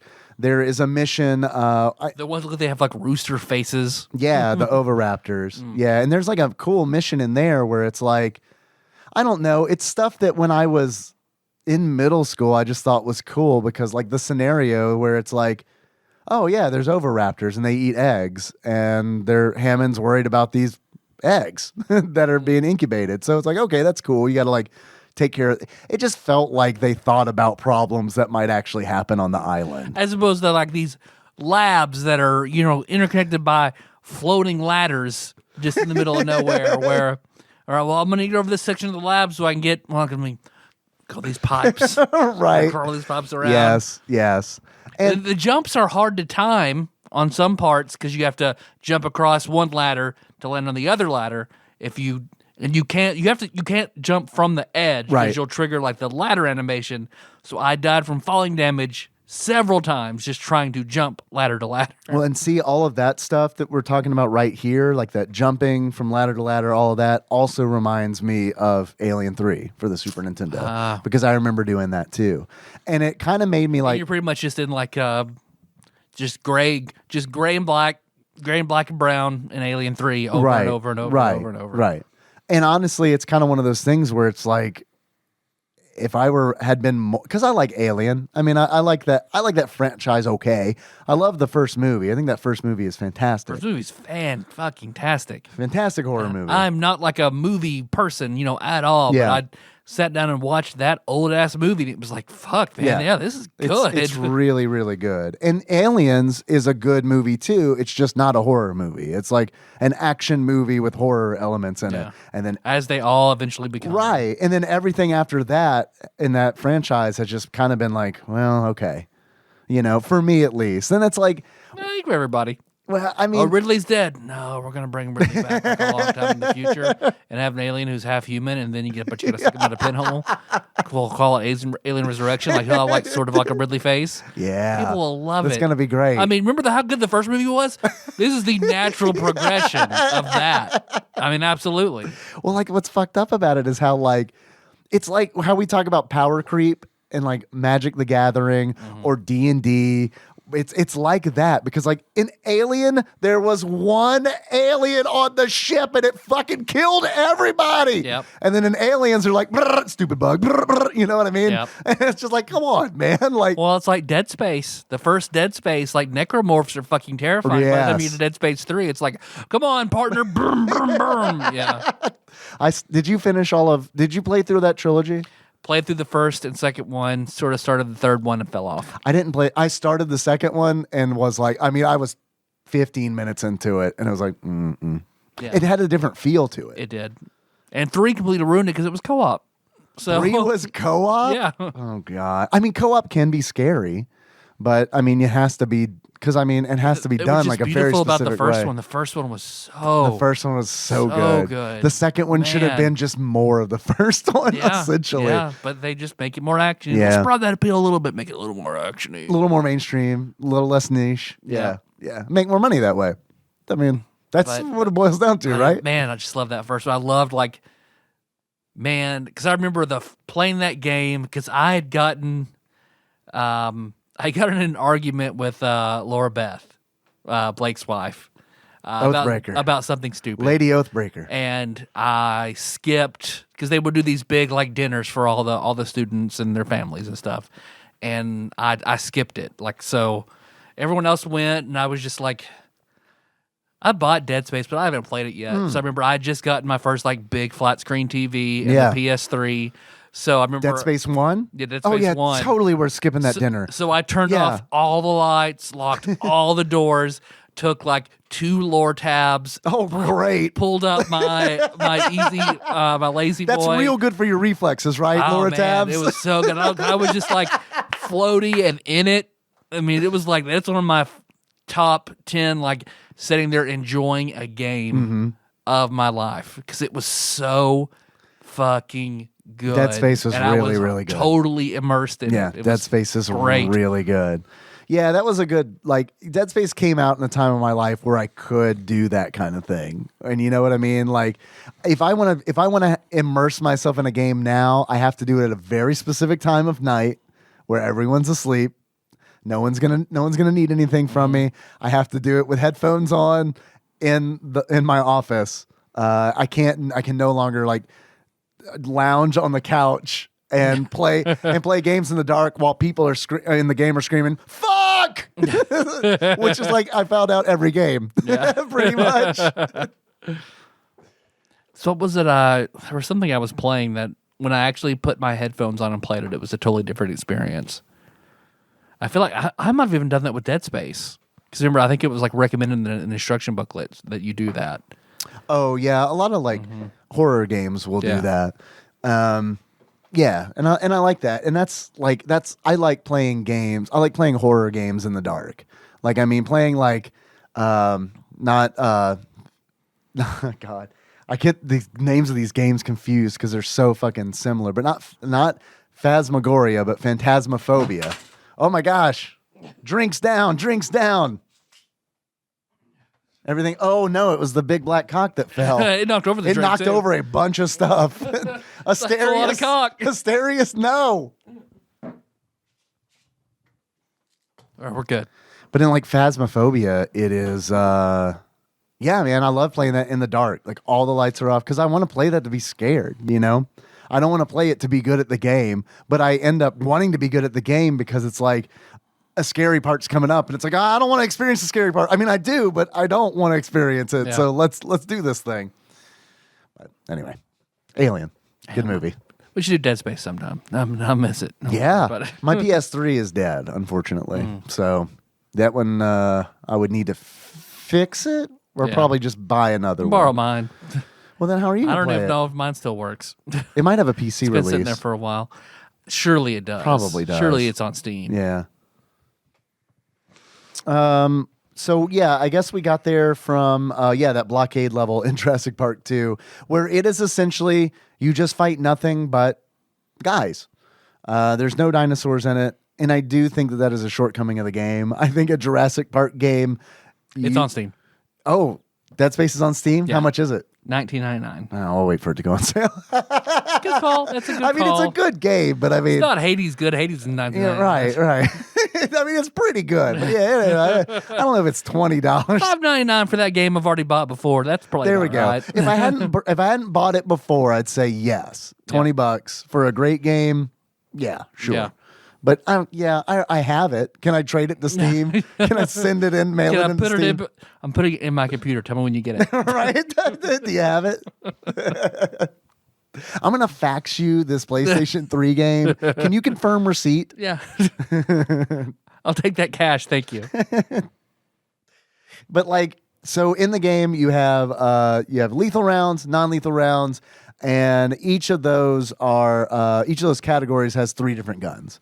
So the tranks, on the trank side, you've got a cattle prod that you can charge up. It essentially works like Mega Man's Buster.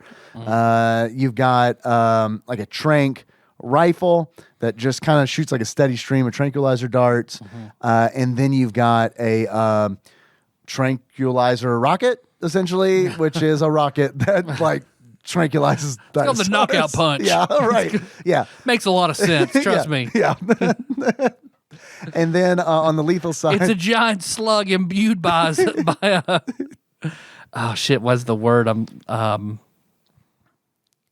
Shit! It's a blue mage power. Oh, okay. That makes enemies go to sleep. I forget what that. A blue mage power that makes enemies go to sleep. I'll think of it. That's the specialization school for the sleep wizard who imbued the slug. Man, that's gonna bug the shit out of me. And then is it like Mandragora's song or something like that?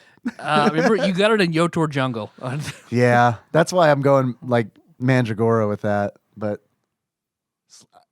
no, I'm thinking of the Bard because Bard had Sleep Song that I would use all the time. I don't remember the Blue Mage one. You'll say it and I'll be like, yeah, that's it. I'm looking it up. Please. Soporific. No, I never would have gotten there. No, I never Soporific. Never would have gotten there. It's been a long time since I played Final Fantasy XI. Yeah. Kinda, sorta. I played like one night with Dalton, Guitar Man Dalton, and then I was like, man, that was fun. I can't wait to play more, and then I never did. Yeah. Yeah. Just kind of how that's like the space I'm in with MMOs. Live happens. Yeah. No, I will never be able to do an MMO. Just won't happen. I want to play Final Fantasy 14 like real bad. It's just like, realistically, I do not have the time to play an MMO. I don't. Yeah. I mean, I'm almost done with Empires and Puzzles. Like I'm man, finally about to check out of that. You've been playing that game for a long time. How is your guild taking that news? Have you told them yet? I haven't said anything yet. Are you just going to ghost, or are you going to say I'll bye? say something Yeah. so they get a replacement. Don't fuck anything up. But there's a lot of demands, and they're all on European time. So by the time I get up, there's a whole bunch of messages.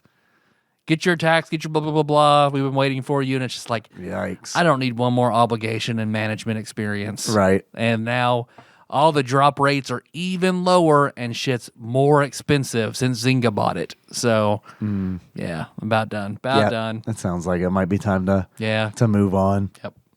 Plus, you got Hades. You can play that all you want for free since you've already bought it. Yeah.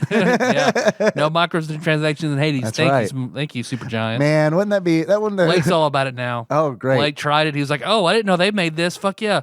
And then like a few hours later, yeah, man, you were right. It's really good. I one more run myself for 4 more hours last night. But can you imagine if you're playing Hades and like Poseidon shows up and he's like, hello, nephew. I can help you with this boon for $2.99. Yeah, God, that's how it would be. You'll get the fishing rod later, but you can have it now for $5, nephew. Nephew, ha ha! Man, I don't know, but he just looks like he smells. Yep. I think it's the way he holds his You weapon, chose his Zeus, trident. nephew? Well, I'm very angry and I'm going to attack you unless you pacify me for, say, $1.99. But they would probably be like tokens or something, because they always have that like space currency, so it doesn't feel like you're spending real money. Oh, you'd be Greek drachmas. You have to buy them in the in the Supergiant store. Take them into Hades. Thank you, Supergiant, for making a game that's actually good and doesn't have any of that bullshit in it. And as far as I know, like from what I've heard, they're like, no, this is it. This is like a game that we've done. No add-ons, no DLC. This is it. As much as I want more, but I love it. Though. But I understand. I love it. I love that because it's like, holy shit, man. They are, and with it being $20, it's like they are in this for the fucking love of the game. Yep. You know what I mean? Like that's some fucking integrity. Because right it'd be there. very easy. Like everyone on Dusa posting is like, what gods would you pay for DLC for? Or, what would their powers be? What new weapons? And like, yeah, just like that. I mean, that sounds fun. Like I would buy the shit out of it. Yeah. But I also love that they're not doing it. I'd pay $1.99 to play with the knife. Yep.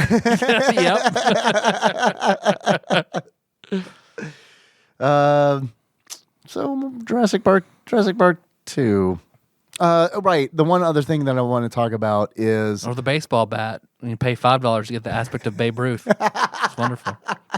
Well, that's the fourth aspect for the baseball bat, right? Yeah. Or you in like a fifth aspect for the sword, it turns into a baseball bat, and it's the aspect of Babe Ruth. Bring Babe Ruth's bat to the surface. Achilles is like, I have not heard of this Bambino. He's known for eating hundreds of dogs.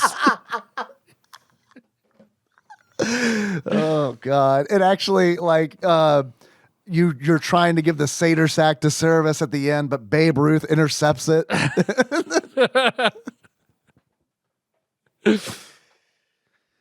That's the thing you do in baseball, right? you intercept things, you right? intercept it. You're right.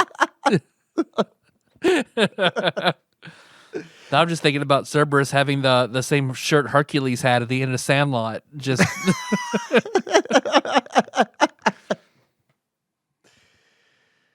Charon's replaced by James Earl Jones. Baseball. Oh, That's all he says. Instead of all I can say is baseball. Just in various pitches. Inflections. Baseball. And when he gets mad, I love when Charon gets mad at you and the screen like shakes for a second and has that sound effect. Record scratch. Yeah. Baseball.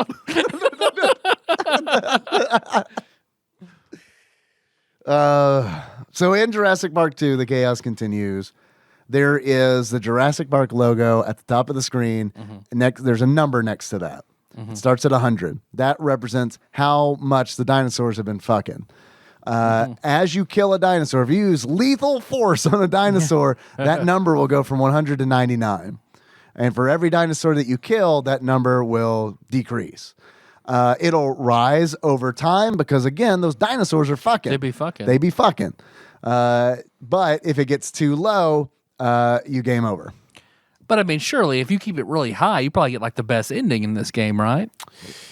I do not know. I do not know the answer to that. To my understanding, there is just one shitty ending. Oh, okay. Because I was going to say, is there more than one ending? Because that would have been a complete surprise to me. Just don't go hog wild killing the dinosaurs, but you don't really have to worry about it either. Yeah.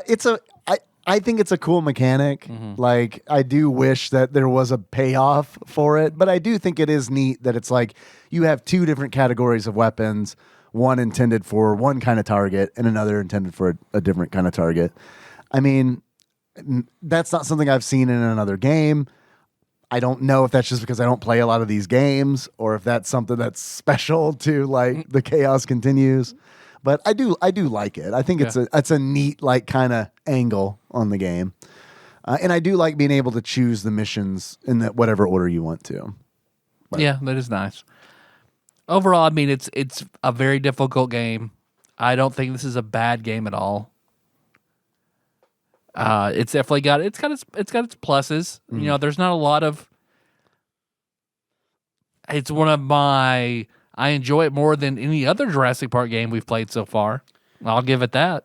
Yeah, I do think it's better than... I don't know why John even wrote Alan, because he's so shitty in the Genesis version of Jurassic Park.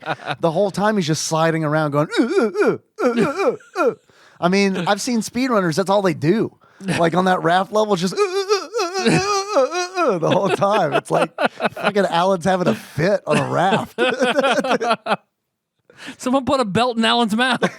But I mean, you can play as the raptor in the Genesis version. That's fucking great. And that's what sold that game. Yep. 100%. And that's what I loved as a kid. I mean, it's like, okay, yeah, I want to play as a raptor. It had like a cool, dark ambiance to it. Like I'm Jurassic Park on Genesis. I'm good. Yeah. It is a fun game. Yeah. Jurassic Park on the Genesis. I think it's a fun game. It is janky, but it is. Mm-hmm. I mean, it's like super janky, but it is. It's a fun game. It's fun. It's sort of like X-Men. Like it's a. Which one? The first one for Genesis. Yeah. Yeah. Where I feel like, which I still like. I have fond memories of, but it's more of a cool look and concept than in gameplay. For sure. It goes up and it ebbs and flows. For sure. Yeah, and I remember when Jurassic Park... You keep it on the whole time. Points to that over X-Men. Keep what on? The game. Oh, right. Yeah, you don't have to reset it. Yeah, that is true. And I think I like the Chaos Continues more than the Lost World on the Genesis, which I know I've mentioned this before, but I think it's very interesting that on the Genesis, the first Jurassic Park game was a side scroller, and then the second game was a top-down action RPG, essentially. Yeah. And on the SNES, it's completely switched. Yeah. The first one is a top-down action RPG, and then the second one is RPG, the lightest version of RPG possible. Yeah. And then the second one is a side scroller. I remember playing the Game Gear version of Jurassic Park. Which intense, I feel like very intense survival horror would have been the way to go. Yeah, and I feel like that's where they were going on. Oh God, I think it was the 3DO, because I remember like reading that in the Game Pro and being like, "Fuck yeah, I want these dinosaurs to scare me." There's like the kids hiding from the raptors in the kitchen. Like that's how yeah, in Jurassic Park 1 is like, oh, I'm within a mile of a raptor. I'm fucking dead. yeah. Well, it's like I would like you Then Jurassic Park 3, where no, I've got this raptor head flute. Come on, come on. I'm the Pied Piper of raptors. Let's go. yeah. Well, again, it's like the alien syndrome, right? Yeah. Where it's like they go from two fucking raptors. Everyone's freaking out about two fucking raptors. Yep. And it's like, now look at Jurassic World. Easy blue. Easy blue. You know what I mean? It's like, at least it's still just the one T-Rex. I guess. That same motherfucker. Oh, yeah. Yeah. Tyler. Yes, Dave. If you were to give this game a beard, Jurassic Well, do you have any achievements first? No, none. Okay. I do. A lot of achievements came in. Okay. It was very, very, very difficult to choose achievements. Way more achievements came in than I thought were going to come in. Yes, I do have some achievements. The first of which is like extinct, but like double extinct, you know? And in order to unlock like extinct, but like double extinct, you know? Murder all of one species of a dinosaur in a game. And that came in from Ross Rachel Green. The next achievement I've got comes in from Dr. Drunk, a.k.a. the bestower of Asterius, the large dildo that we have now. This achievement is entitled Engine Contra Affair. In order to unlock Engine Contra Affair, sell weapons to the dinosaurs to help them fight against the Biosyn soldiers. Also, I want to enunciate engine. I don't want you to think I'm talking about engine. Like engine. Oh yeah, for like Tom Sawyer. I'm not After reading, I said it, I was like, oh, okay. Yeah, I'm not reading Tom Sawyer here. Engine. It's like the last time we accidentally said a slur. Yes, we're very sorry about that still. Next achievement I've got comes in from Sandwich Pope Phil Hawkins, and it is There Is No Cow Level. And in order to unlock There Is No Cow Level, find and beat the hidden gymnastics level on Jurassic Park 2. There were a lot of really, really, really good achievements. It was hard to pick my favorite three, but boom, there you go. Speaking of survival horror dinosaur games, have you ever played Dino Crisis for the PlayStation? Heard about it, never played it. Man, I want to play it. Yeah, I want to play it. As soon as I get that X Station mod going, which will probably be like next year. We get Turok too. Get all the dinosaur games. You know, I've got one of the Turok games for the N64. I remember playing it at Josh's and I didn't hate it. Yeah. I don't think I have. I would now, but I didn't then. Right, yeah. I think there were at least 2 Turok games on the N64, There were. right? Yep. I think I've got the second one because I remember ordering a bundle through like eBay or Goodwill or something that had a bunch of Super Nintendo games and like 3 N64 games. And it's like, all right, fine. I guess I sort of do collect these still too. I have more N64 games than I fucking want. If anybody out there wants to trade SNES games for N64 games, for my N64 games, let me know because I'll be happy to do that. Tyler, do you have any achievements? It It sounds like a no. It's my rifle, and her name is Betty. Never switch from the rifle, which I unlocked. Also known as L and R are not mapped. It's impossible. You're kind of like if you had a gun grafted to your hand, where it's like, this could be useful sometimes, but more than likely, I'm just going to shoot everybody I love.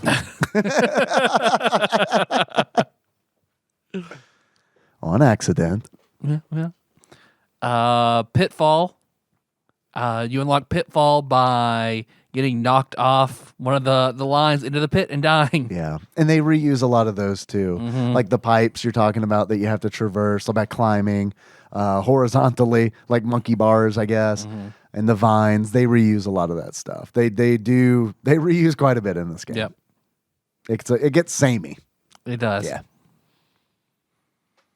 That's all I got for achievements. Tyler. Yes, Dave.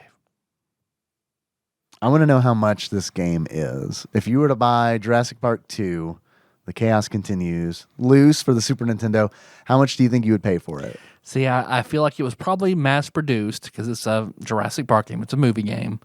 I hadn't really heard of it, though. But you had it as a kid. $9.50. Respectable guess, Tyler. Actual retail value of Jurassic Park Part 2, The Chaos Continues, on average, loose, according to PriceCharting.com, at the time of this recording, is $17.10. It is more than I would have expected it to be. Yeah. Do you think it's worth it? I'd buy it for you for your birthday or Christmas. I wouldn't sell it for that much. Yeah. But do I think someone going in with zero sentimental value for this game or the franchise should pay $17 for it? No, I don't think so. That's a tough sell. Yeah. Because there are better Super Nintendo games than this for less money. Yeah. For sure. This is probably on my top 100. But do you think it is a TADPOG top 100 Super Nintendo game? I mean, so for me, my barrier to entry for this game would be Blackthorn. Yeah. So do I think it is better than Blackthorn? Probably not quite, but it's not a far cry away. Yeah. I think Alien 3 is way the fuck overrated on SNES's IGN's list. I think so too, but then again, I don't have as much love for that franchise as I do, say, Jurassic Park. Yeah, this is by no means a terrible game. Yeah. It's hard, but I would put it in the top 200, 250 at this point. Wow. Okay, that's pretty good. Yeah, that's pretty good. It's a respectable, run and gun shooter. It's better than bad. Yeah, yeah. Would you like to hear what Flopsy had to say about? Yeah, let's hear Jurassic Park Part 2: The Chaos Continues. According to the Ultimate Nintendo Guide to the SNES Library 1991 through 1998 by Pat Contry, courtesy of Master Mold Mike. They gave this game 2.5 stars, which is a straight up average score. I feel like that's probably, this game is, it's an average game. Yeah, I feel like that is probably pretty fair too. But I am also looking at, right next to it, Jurassic Park happens to be here. And we will get to that eventually. Oh, that one was SNES mouse compatible. Yep. Wow. Yep, on the first person perspectives, Wow. yeah. Oh, those night vision missions, huh? Oh boy. Okay. All right. We'll get. I hope the randomizer gives us Jurassic Park. We just pick it next week. Knock it out. Tyler. Yes, Dave. If you were to give this game, if the randomizer gives us a game we've already done, I say we do that Jurassic Park game. Deal. Okay. I love that idea. Deal. Tyler, if you were to give this game a beard that sums up how you feel about it, what kind of beard would you give it? I would give it the beard of a spitter and furling its neck and spitting its venom into my face so I can't properly map the controls. Okay, perfect. If you were to give this game a pair of glasses, it sums up how you feel about it. What glasses would you give it? I give it the double paned glass on a Norman Rockwell painting of you and your uncle thoroughly enjoying playing this game together. Yeah. Yep. Thank you. That was a good one. I don't know if I've ever told this story on the show before, but this is honestly playing Jurassic Park 2 with my uncle was my second favorite memory of him. The first of which was, I remember around that same time, it might have been that same trip, I don't remember, but I remember watching my dad and his brother, my uncle, throwing bottle rockets. And it's like, it is honestly probably the only time in my life that I've seen my dad act like an older brother hanging out with his younger brother. Yeah. Because it was very much that like dynamic, you know? And I remember like they saw me watching and they were like, you can come throw bottle rockets with us. And I was like, I don't think so. that seems entirely too These dangerous. are my video gaming fingers. No, right? Yeah. One day they'll be my girl fingering fingers. So and then later again they'll be my video game fingers. So they like convinced me. And then I'll keep one hand for fingering and one hand for gaming. They were like, no, come on. And I was like, no, I don't think so. And my uncle was like, look, it's fine. These can't hurt you. And he held a bottle rocket in his hand and he lit it and he pointed it at the sky and he just held it. He just held it in his hand and it went off and his arm caught on fire. And my dad had to pat the fire off of his arm as his shirt burned around his arm. So you grabbed one for that, right? So weirdly enough, that was so funny that I was like, well, Uncle Larry survived. Put his arm off. Yeah. It's a smaller arm to put out. Right. So yeah, actually, weirdly enough, that convinced me to try it. Because in my mind, no, you know me, in my mind, I was like, that looked badass. So there you go. That's good. I like that. Got any more questions? I got some questions. All right. You want a few questions? Let's have some questions. We got a quiz that came in from one Ross Rachel Green from across the pond, keeper of the mongoose. The mongoose? Mangeese. Let's see. This Manganese. manganese. What's the atomic weight? Shit. When I was really in the periodic table, I could have told you. I was kind of expecting you to be able to. This quiz is entitled Jurassic. I think that's how you pronounce that. There's 2 R's and 3 S's in there. I realize the title I was hoping it was going to be Jessica Park. So I'll take questions about Sarah Jessica Parker. Oh, I thought it was just going to be like a park filled with famous Jessicas. Right, yeah. There's a lot of Jessicas. Jessica Rabbit. Jessica Alba. There, we're done. That's it. It's all the Jessicas. Jessica Biel. Yep. Jessica Biel? Jennifer Biel.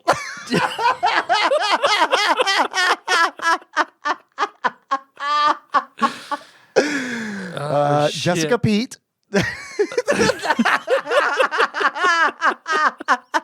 Jessica Cusack. You're right. We got all the Jessicas. Look, we had to use some frog Jessica DNA. Lopez. We had to use a little Jennifer DNA. We couldn't complete the sequence. Jessica Gaga. Jessica Gaga, of course. Ross says, I realize the title is spelt. That is right, spelt. Yep. With too many letters, but I needed to pad it out to 10 questions. I see now where the extra letters came in. With that out of the way, this will be the last week I am working from home, and I'll be back to normal come Monday. So the afternoon naps and regular game playing will have to be phased out. That's a bummer. We are currently having a shuffle around of various computers in the house. The PC from the living room is now in my office. My laptop will go to Simone for her business stuff, and her laptop, which was my nice gaming laptop, will go to the boy so he can leave me out of his YouTube video making, though I will still have to edit them. Man, you done fucked up. I don't edit shit for Henry. It's just like, let it rip. That's fine. Yeah, it's looks fine. great. I got no tip. No notes. No, I watched it. No notes. No, it's great. It was perfect. My favorite part is when I could see my mom unbeknownstly walking around in the background. Ross continues. Do you want to give out his YouTube channel so everybody can go like it? I definitely do not, just because it's like I feel kind of weird about that. Yeah. If it gets to a point where he's like, yeah, he probably turned to a dick. He was like, I got 400 followers last night, Dad. It's like, hey, that's more than we have on TADPOG, son. Ross continues. I see a lot of Windows reinstalls in my future. Anyway, yeah, that's going to happen a bunch. Anyway, please find a quiz below. Go to bed, son. I'll go to bed when you get a few more followers. How about that, Dad? Anyway, please find a quiz below, which start with the letters from the title. Tyler, are you ready to begin? Let's do it. First question. This J, despite being called 3D, wasn't actually 3D. It was just parallax scrolling turned to 11. See, when it says something 3D, my brain went Bubsy 3D. Then it was like, no, that's not it. Jugs 3D? No, that's not even a thing at all. I don't know why that's there. Jugs 3D. Remember that episode of Married with Children where Al Bundy goes into the VR world? He puts on a virtual reality headset. It plays Jugs 3D. Do you guys remember that obscure Supergiant game, Jugs 3D? Jugs 3D. Hello, nephew. Ahoy. Look at my bountiful tits, nephew. It is Hades, but like everyone has like crudely drawn tits on them. I feel like this is definitely a game that my eyes are up here, boy. You know how like sometimes the three-headed hound growls urgently and Cerberus as its three monstrous doggy teats. You know how sometimes you start a playthrough of Hades and Hades shows up and it has like a big word and then he lectures you? Yep. Jugs. Jugs. That's what I was talking about with Bean Dad, where it had beans. Oh, yeah. That was on Patreon. You talked about Bean Dad, Yep. right? Yeah, okay. Yep. So if you want to hear what we said about Bean Dad, patreon.com/TADPOG. Because I'd wondered, why did the McElroys replace their intro and everything with... Oh, yeah. I remember like when I was like reading some of that, because I missed the whole Bean Dad stuff, but I did catch on when people were digging up those slurs. I mean, it was just like a mine. They were just mining for it. Here goes your hope for office in Seattle, like you were really trying to get. Oh, really? Yeah. Yeah. Well, there was like, I remember, like, I caught wind of it because I remember, like, what the fuck is going on? And then I remember someone saying, who the hell even is this guy? And the reply was, he's the guy who does the McElroy Brothers podcast theme song. I was like, oh, that's over. Yep. Yeah, that is over. It's over. It has to be. And you've just confirmed it for me. Yep. This J, despite being called 3, are we going with Jugs 3D? Jugs 3D. Jugs 3D, lock it in. We've played this. We have to have, right? Not 3D, but just parallax scrolling to the max, starting with the J. What is I can't remember the name of the game that we just played recently that came with glasses.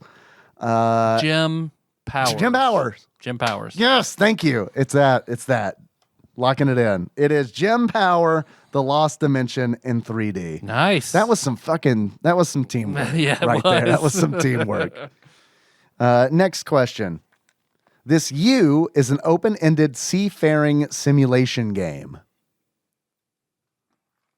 This U is an open-ended seafaring simulation game.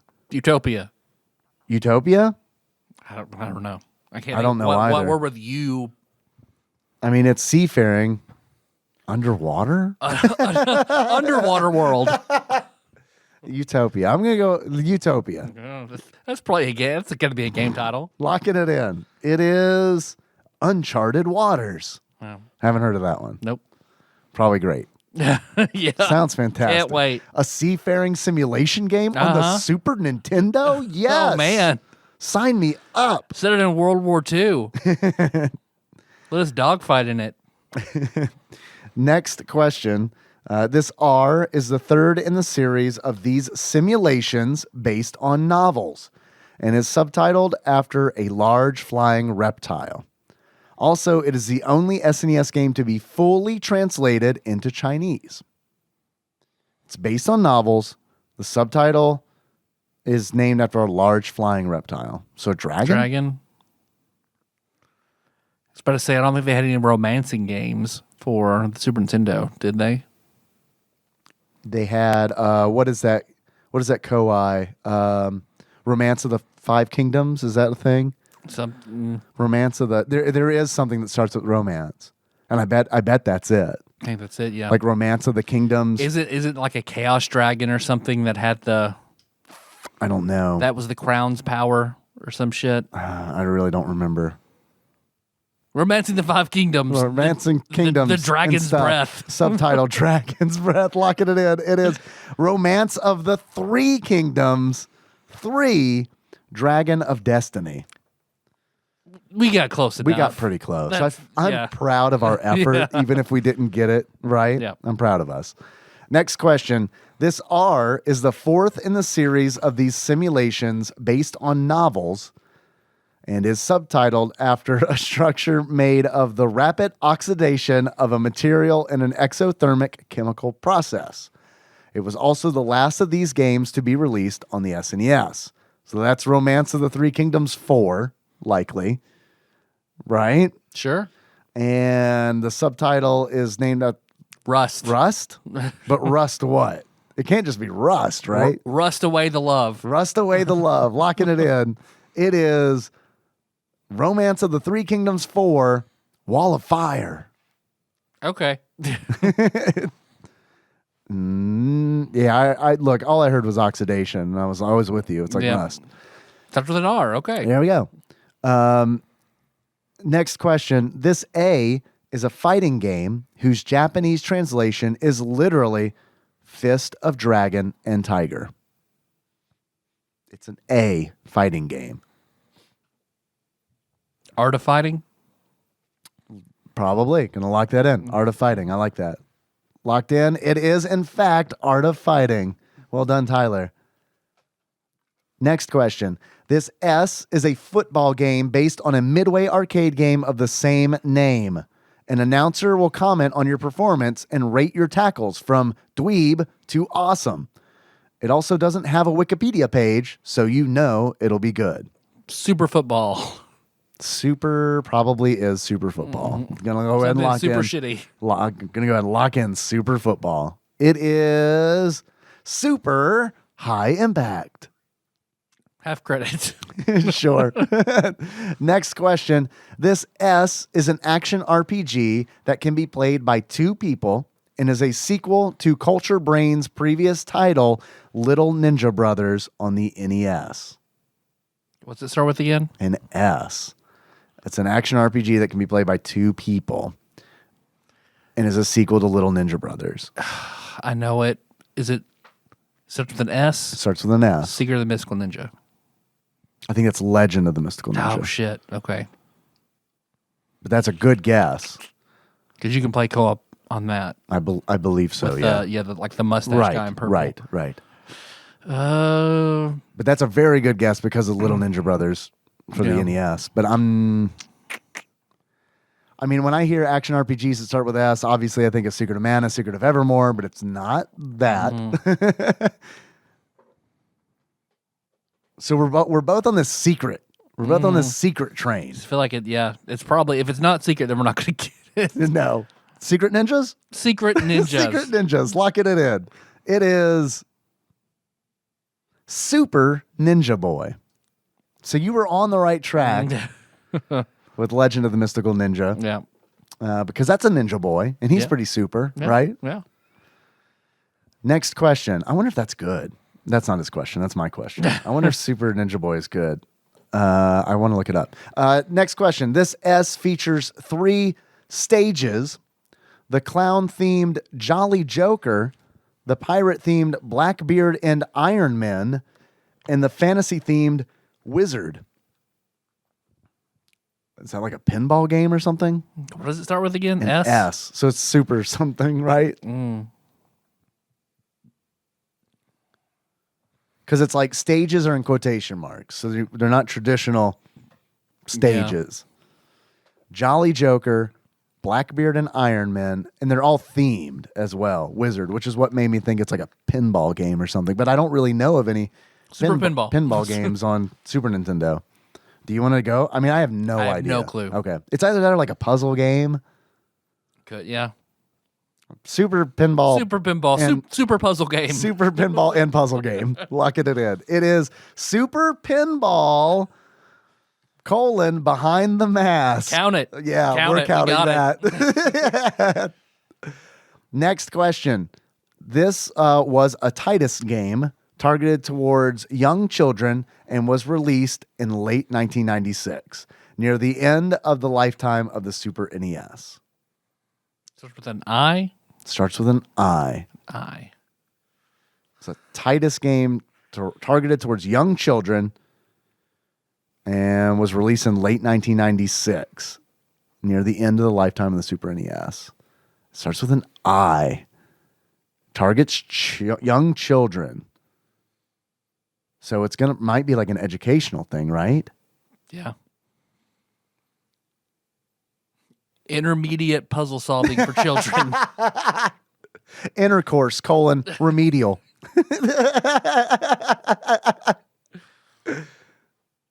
Into the Breach, a World War II simulation. In 30 years, you will be irrelevant.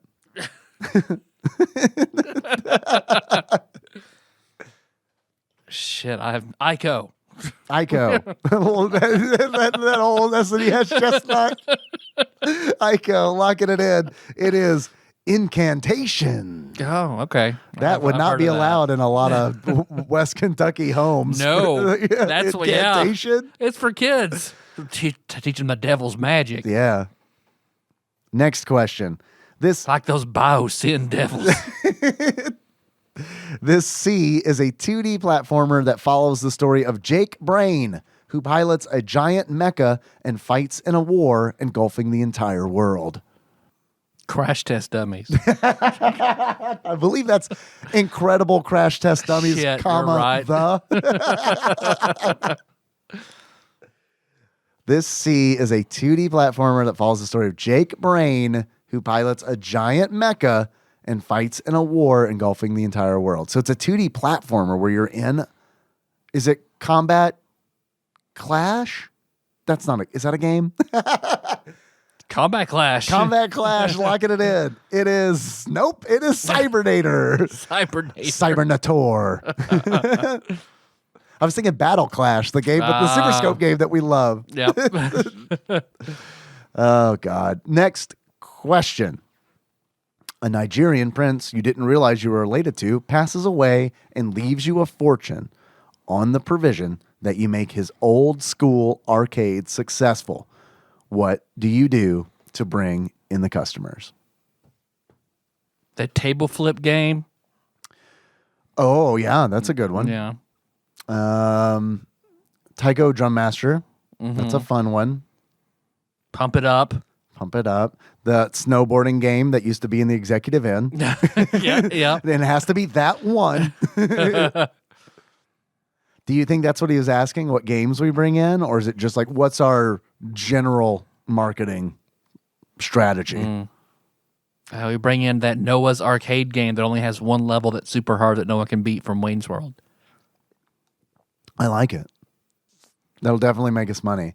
I mean, the best thing you could do is Galloping Ghost is as good as it gets.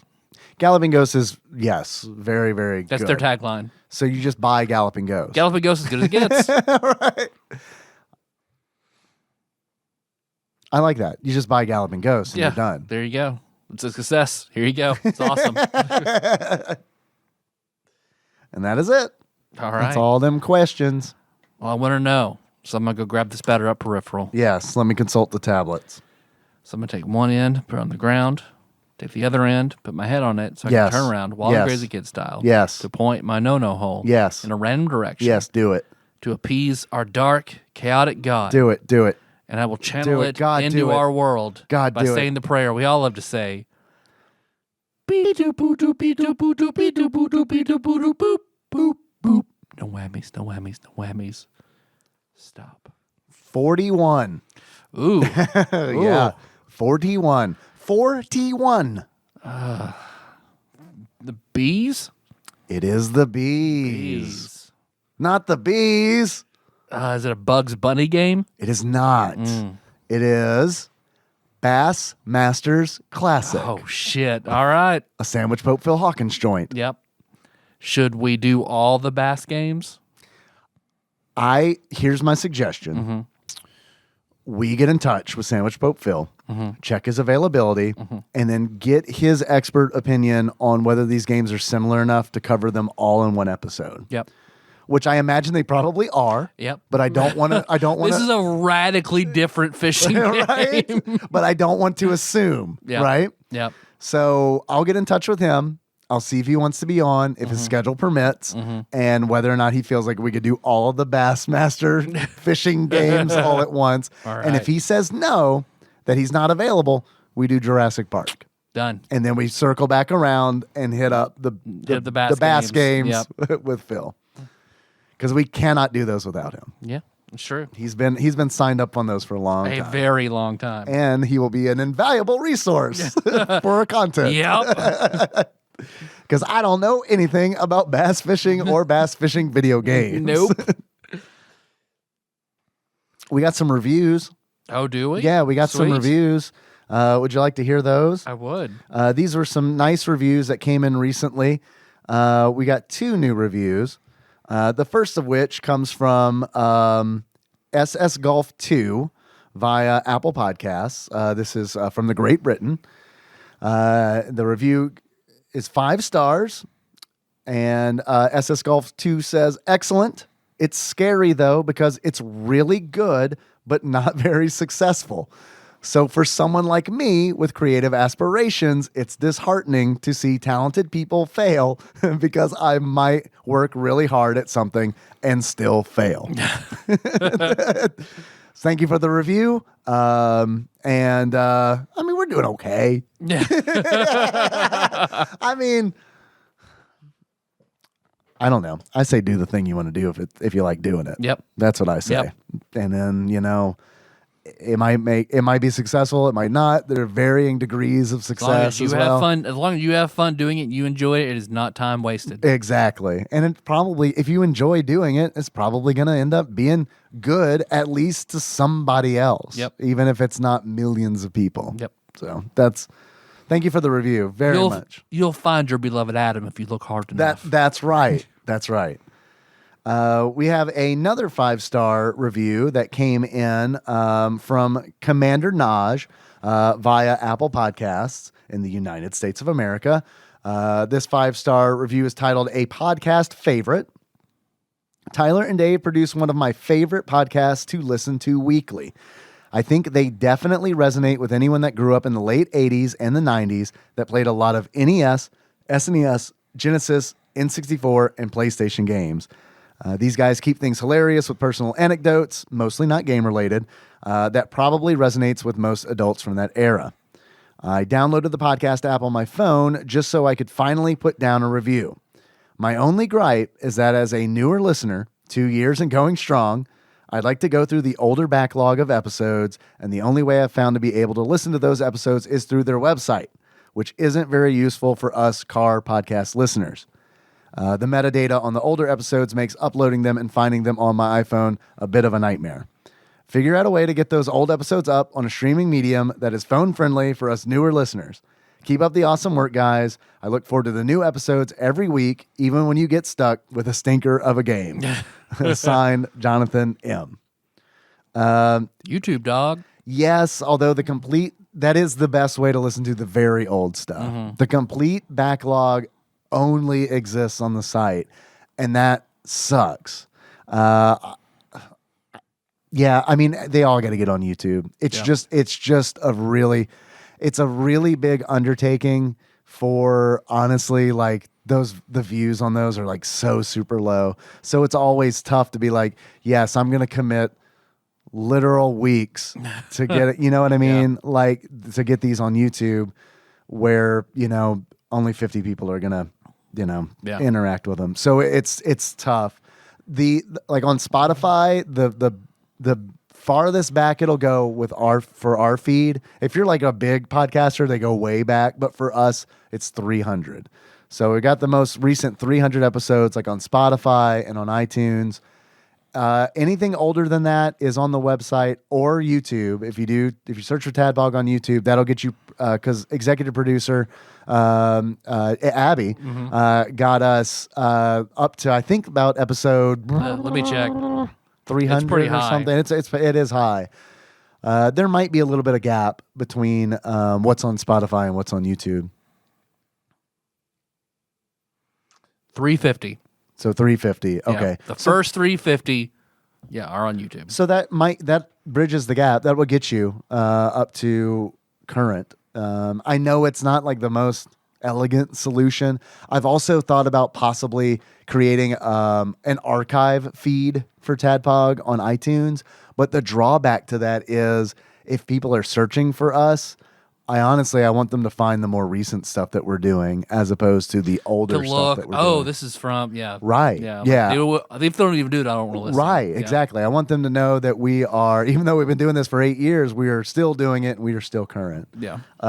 So if anybody out there has any suggestions on maybe how we Not can get... SoundCloud. Yeah, not SoundCloud, although honestly we could probably do it through SoundCloud pretty easily compared to It's just real YouTube. fucking expensive. It is real expensive. Really, and they charge you to download it. They charge us to upload them. They charge you to download them. And it's like, this sucks. That's why we quit. It sucks, right. So yeah, if you have any suggestions on maybe what we can do to cram, I don't know how many episodes we've got, 500 some odd episodes on a service somewhere, that would be a lot easier than creating, video files for these to upload to YouTube. Yeah. The other thing that I'm always hesitant to upload these to YouTube is because it's like, Abby did a wonderful job on like doing slide transitions. Yeah, an amazing job. More than I would have ever done. Right, absolutely. And more than I would have done. Zork is amazing. I know, where she's got it like typed out what we're saying and all that. Playing it in real time in the video as we talk about it. It's a feat to behold.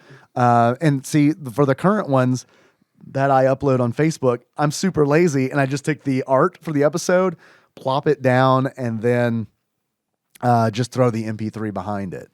And it's like, that doesn't sound too hard. It's not. But what happens is the encoding takes a long time, and then the uploading takes a long time. So to do each one probably takes me like half an hour. So, if we're looking at closing the gap of like 300 episodes, that's, that's like 150 hours. Ooh, damn. So anyway, we appreciate the 5-star review. And like I said, if anyone has any suggestions on maybe like a simple solution, how we get everything up somewhere, let us know. Sounds good. Because we want to make it listenable and like easy and accessible. We just don't know how. But let's see. But if you like us, iTunes review. Yes. It's always good. Yes. You can follow us on Spotify. Yes. Yep. You can find us and like and subscribe on YouTube. Because we're on Facebook, TADPOG on Facebook, episode announcements and memes. Yes. If you're a fan of that deep dank shit, we got TADPOG Nation. Yes. If you like your chat nice and organized and categoricalized, yes, it's on the Discord. Yes, there's a Hades channel in there where we've been talking about Hades. It feels like playground video game chat from when we were kids. Hades has been one of those games where I really haven't looked up a whole lot. A lot of the stuff I know about the game, I either experienced in the game or someone told me, and I love that. Yeah. Also, Zeus, Zeus Laser suggested, hey, why don't we have a sports channel in here? And I was like, here you go. To which everybody booed and Nope. and kicked him from the Discord. Nope. You and I are in the minority, I'm afraid, Tyler. There are a lot of sports fans in Tadpog Nation. So there's a sports channel on the Discord now that's been very active. Yeah. So, yeah. How about a sports entertainment channel? Right. Wrestling. What a novel idea. That you can find that at bit.ly/Tadpog Discord. Let's see what else. We're on Instagram and Twitter, Tadpog_podcast. So if you want a shirt, shirts.tadpog.com. You want a mask, masks.tadpog.com. Yeah. If you want to send us something, like Dr. Drunk did, Yes. P.O. Box 3785, Paducah, Kentucky. What is it? No, it's Tadpog Studios, care of Nicole Nance, P.O. Box 3785, Paducah, Kentucky, 42002. 2, I think. Yeah. Yeah, it's the only part I ever really remember. It's also in the show notes. Yeah. It's Tadpog.com. It's on every episode post. If you want to call us, you can do that. We're not picking up, but nor have we done calls in a while. But we have every intention of doing it someday. Someday, for sure. Absolutely. You can call us at 270-883-2555. I stream on Twitch. Hell yeah. Twitch.tv/Tadpog_podcast. I've been doing Fridays and Sundays at 8:30 Central. For now, Sundays are pretty much always the staple, and that's usually when I play the game that we're talking about on this podcast. Yeah. But most importantly, we got that Patreon. We do a Patreon. So I want to thank Matt Beck. Yeah. Upping his pledge. Thank you. Thank you, Matt. Very much, Matt. Pledged by Rick Fox. Thank you, Rick Fox. Thank you, Rick Fox. I've met you before. I believe we played laser tag together. And then Carson Clark. Thank you very much. Thank you, Carson. But I think we have executive producers, though, too, right? We do. We do still, hopefully. We do, yes. This show was executive produced by the following people, and these are the folks who donate to us on Patreon at $20 or more a month. That's patreon.com/Tadpog.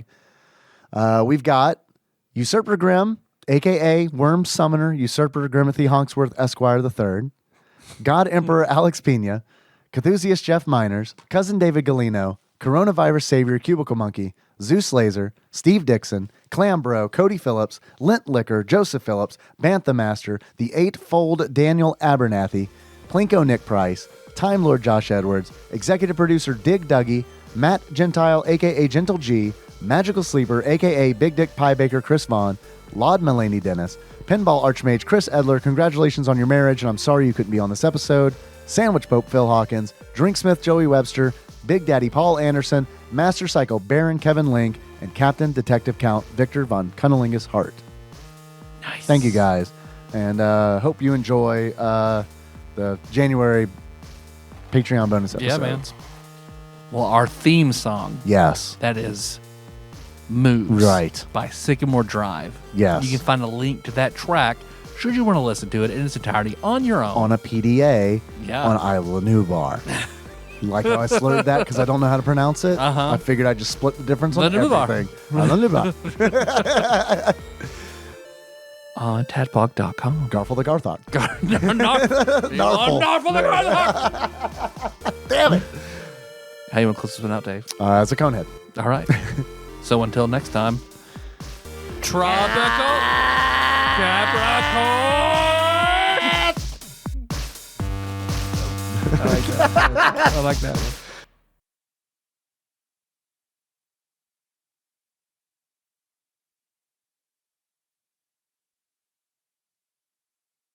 We come for frats. Now I gotta watch Coneheads. You aren't old enough for the rings! That's a good movie. It's a damn That's a good movie. Yeah, it is. Movie that I haven't watched in ages, and I probably wouldn't like it anymore. But it was good when I was a kid. Casey and I still make references to eating the Subway sandwich really fast. Consume mass quantities. You remember that marketing campaign? Was that a Subway marketing? It had because Surely it had to Yeah. be. Like they had to. in the movie Like they they paid had to to put tie it it. in. Right, Yeah, totally. But I feel like outside of that, there was like a commercial or something. Probably people eating Subway really fast and getting cone heads or some shit. Something.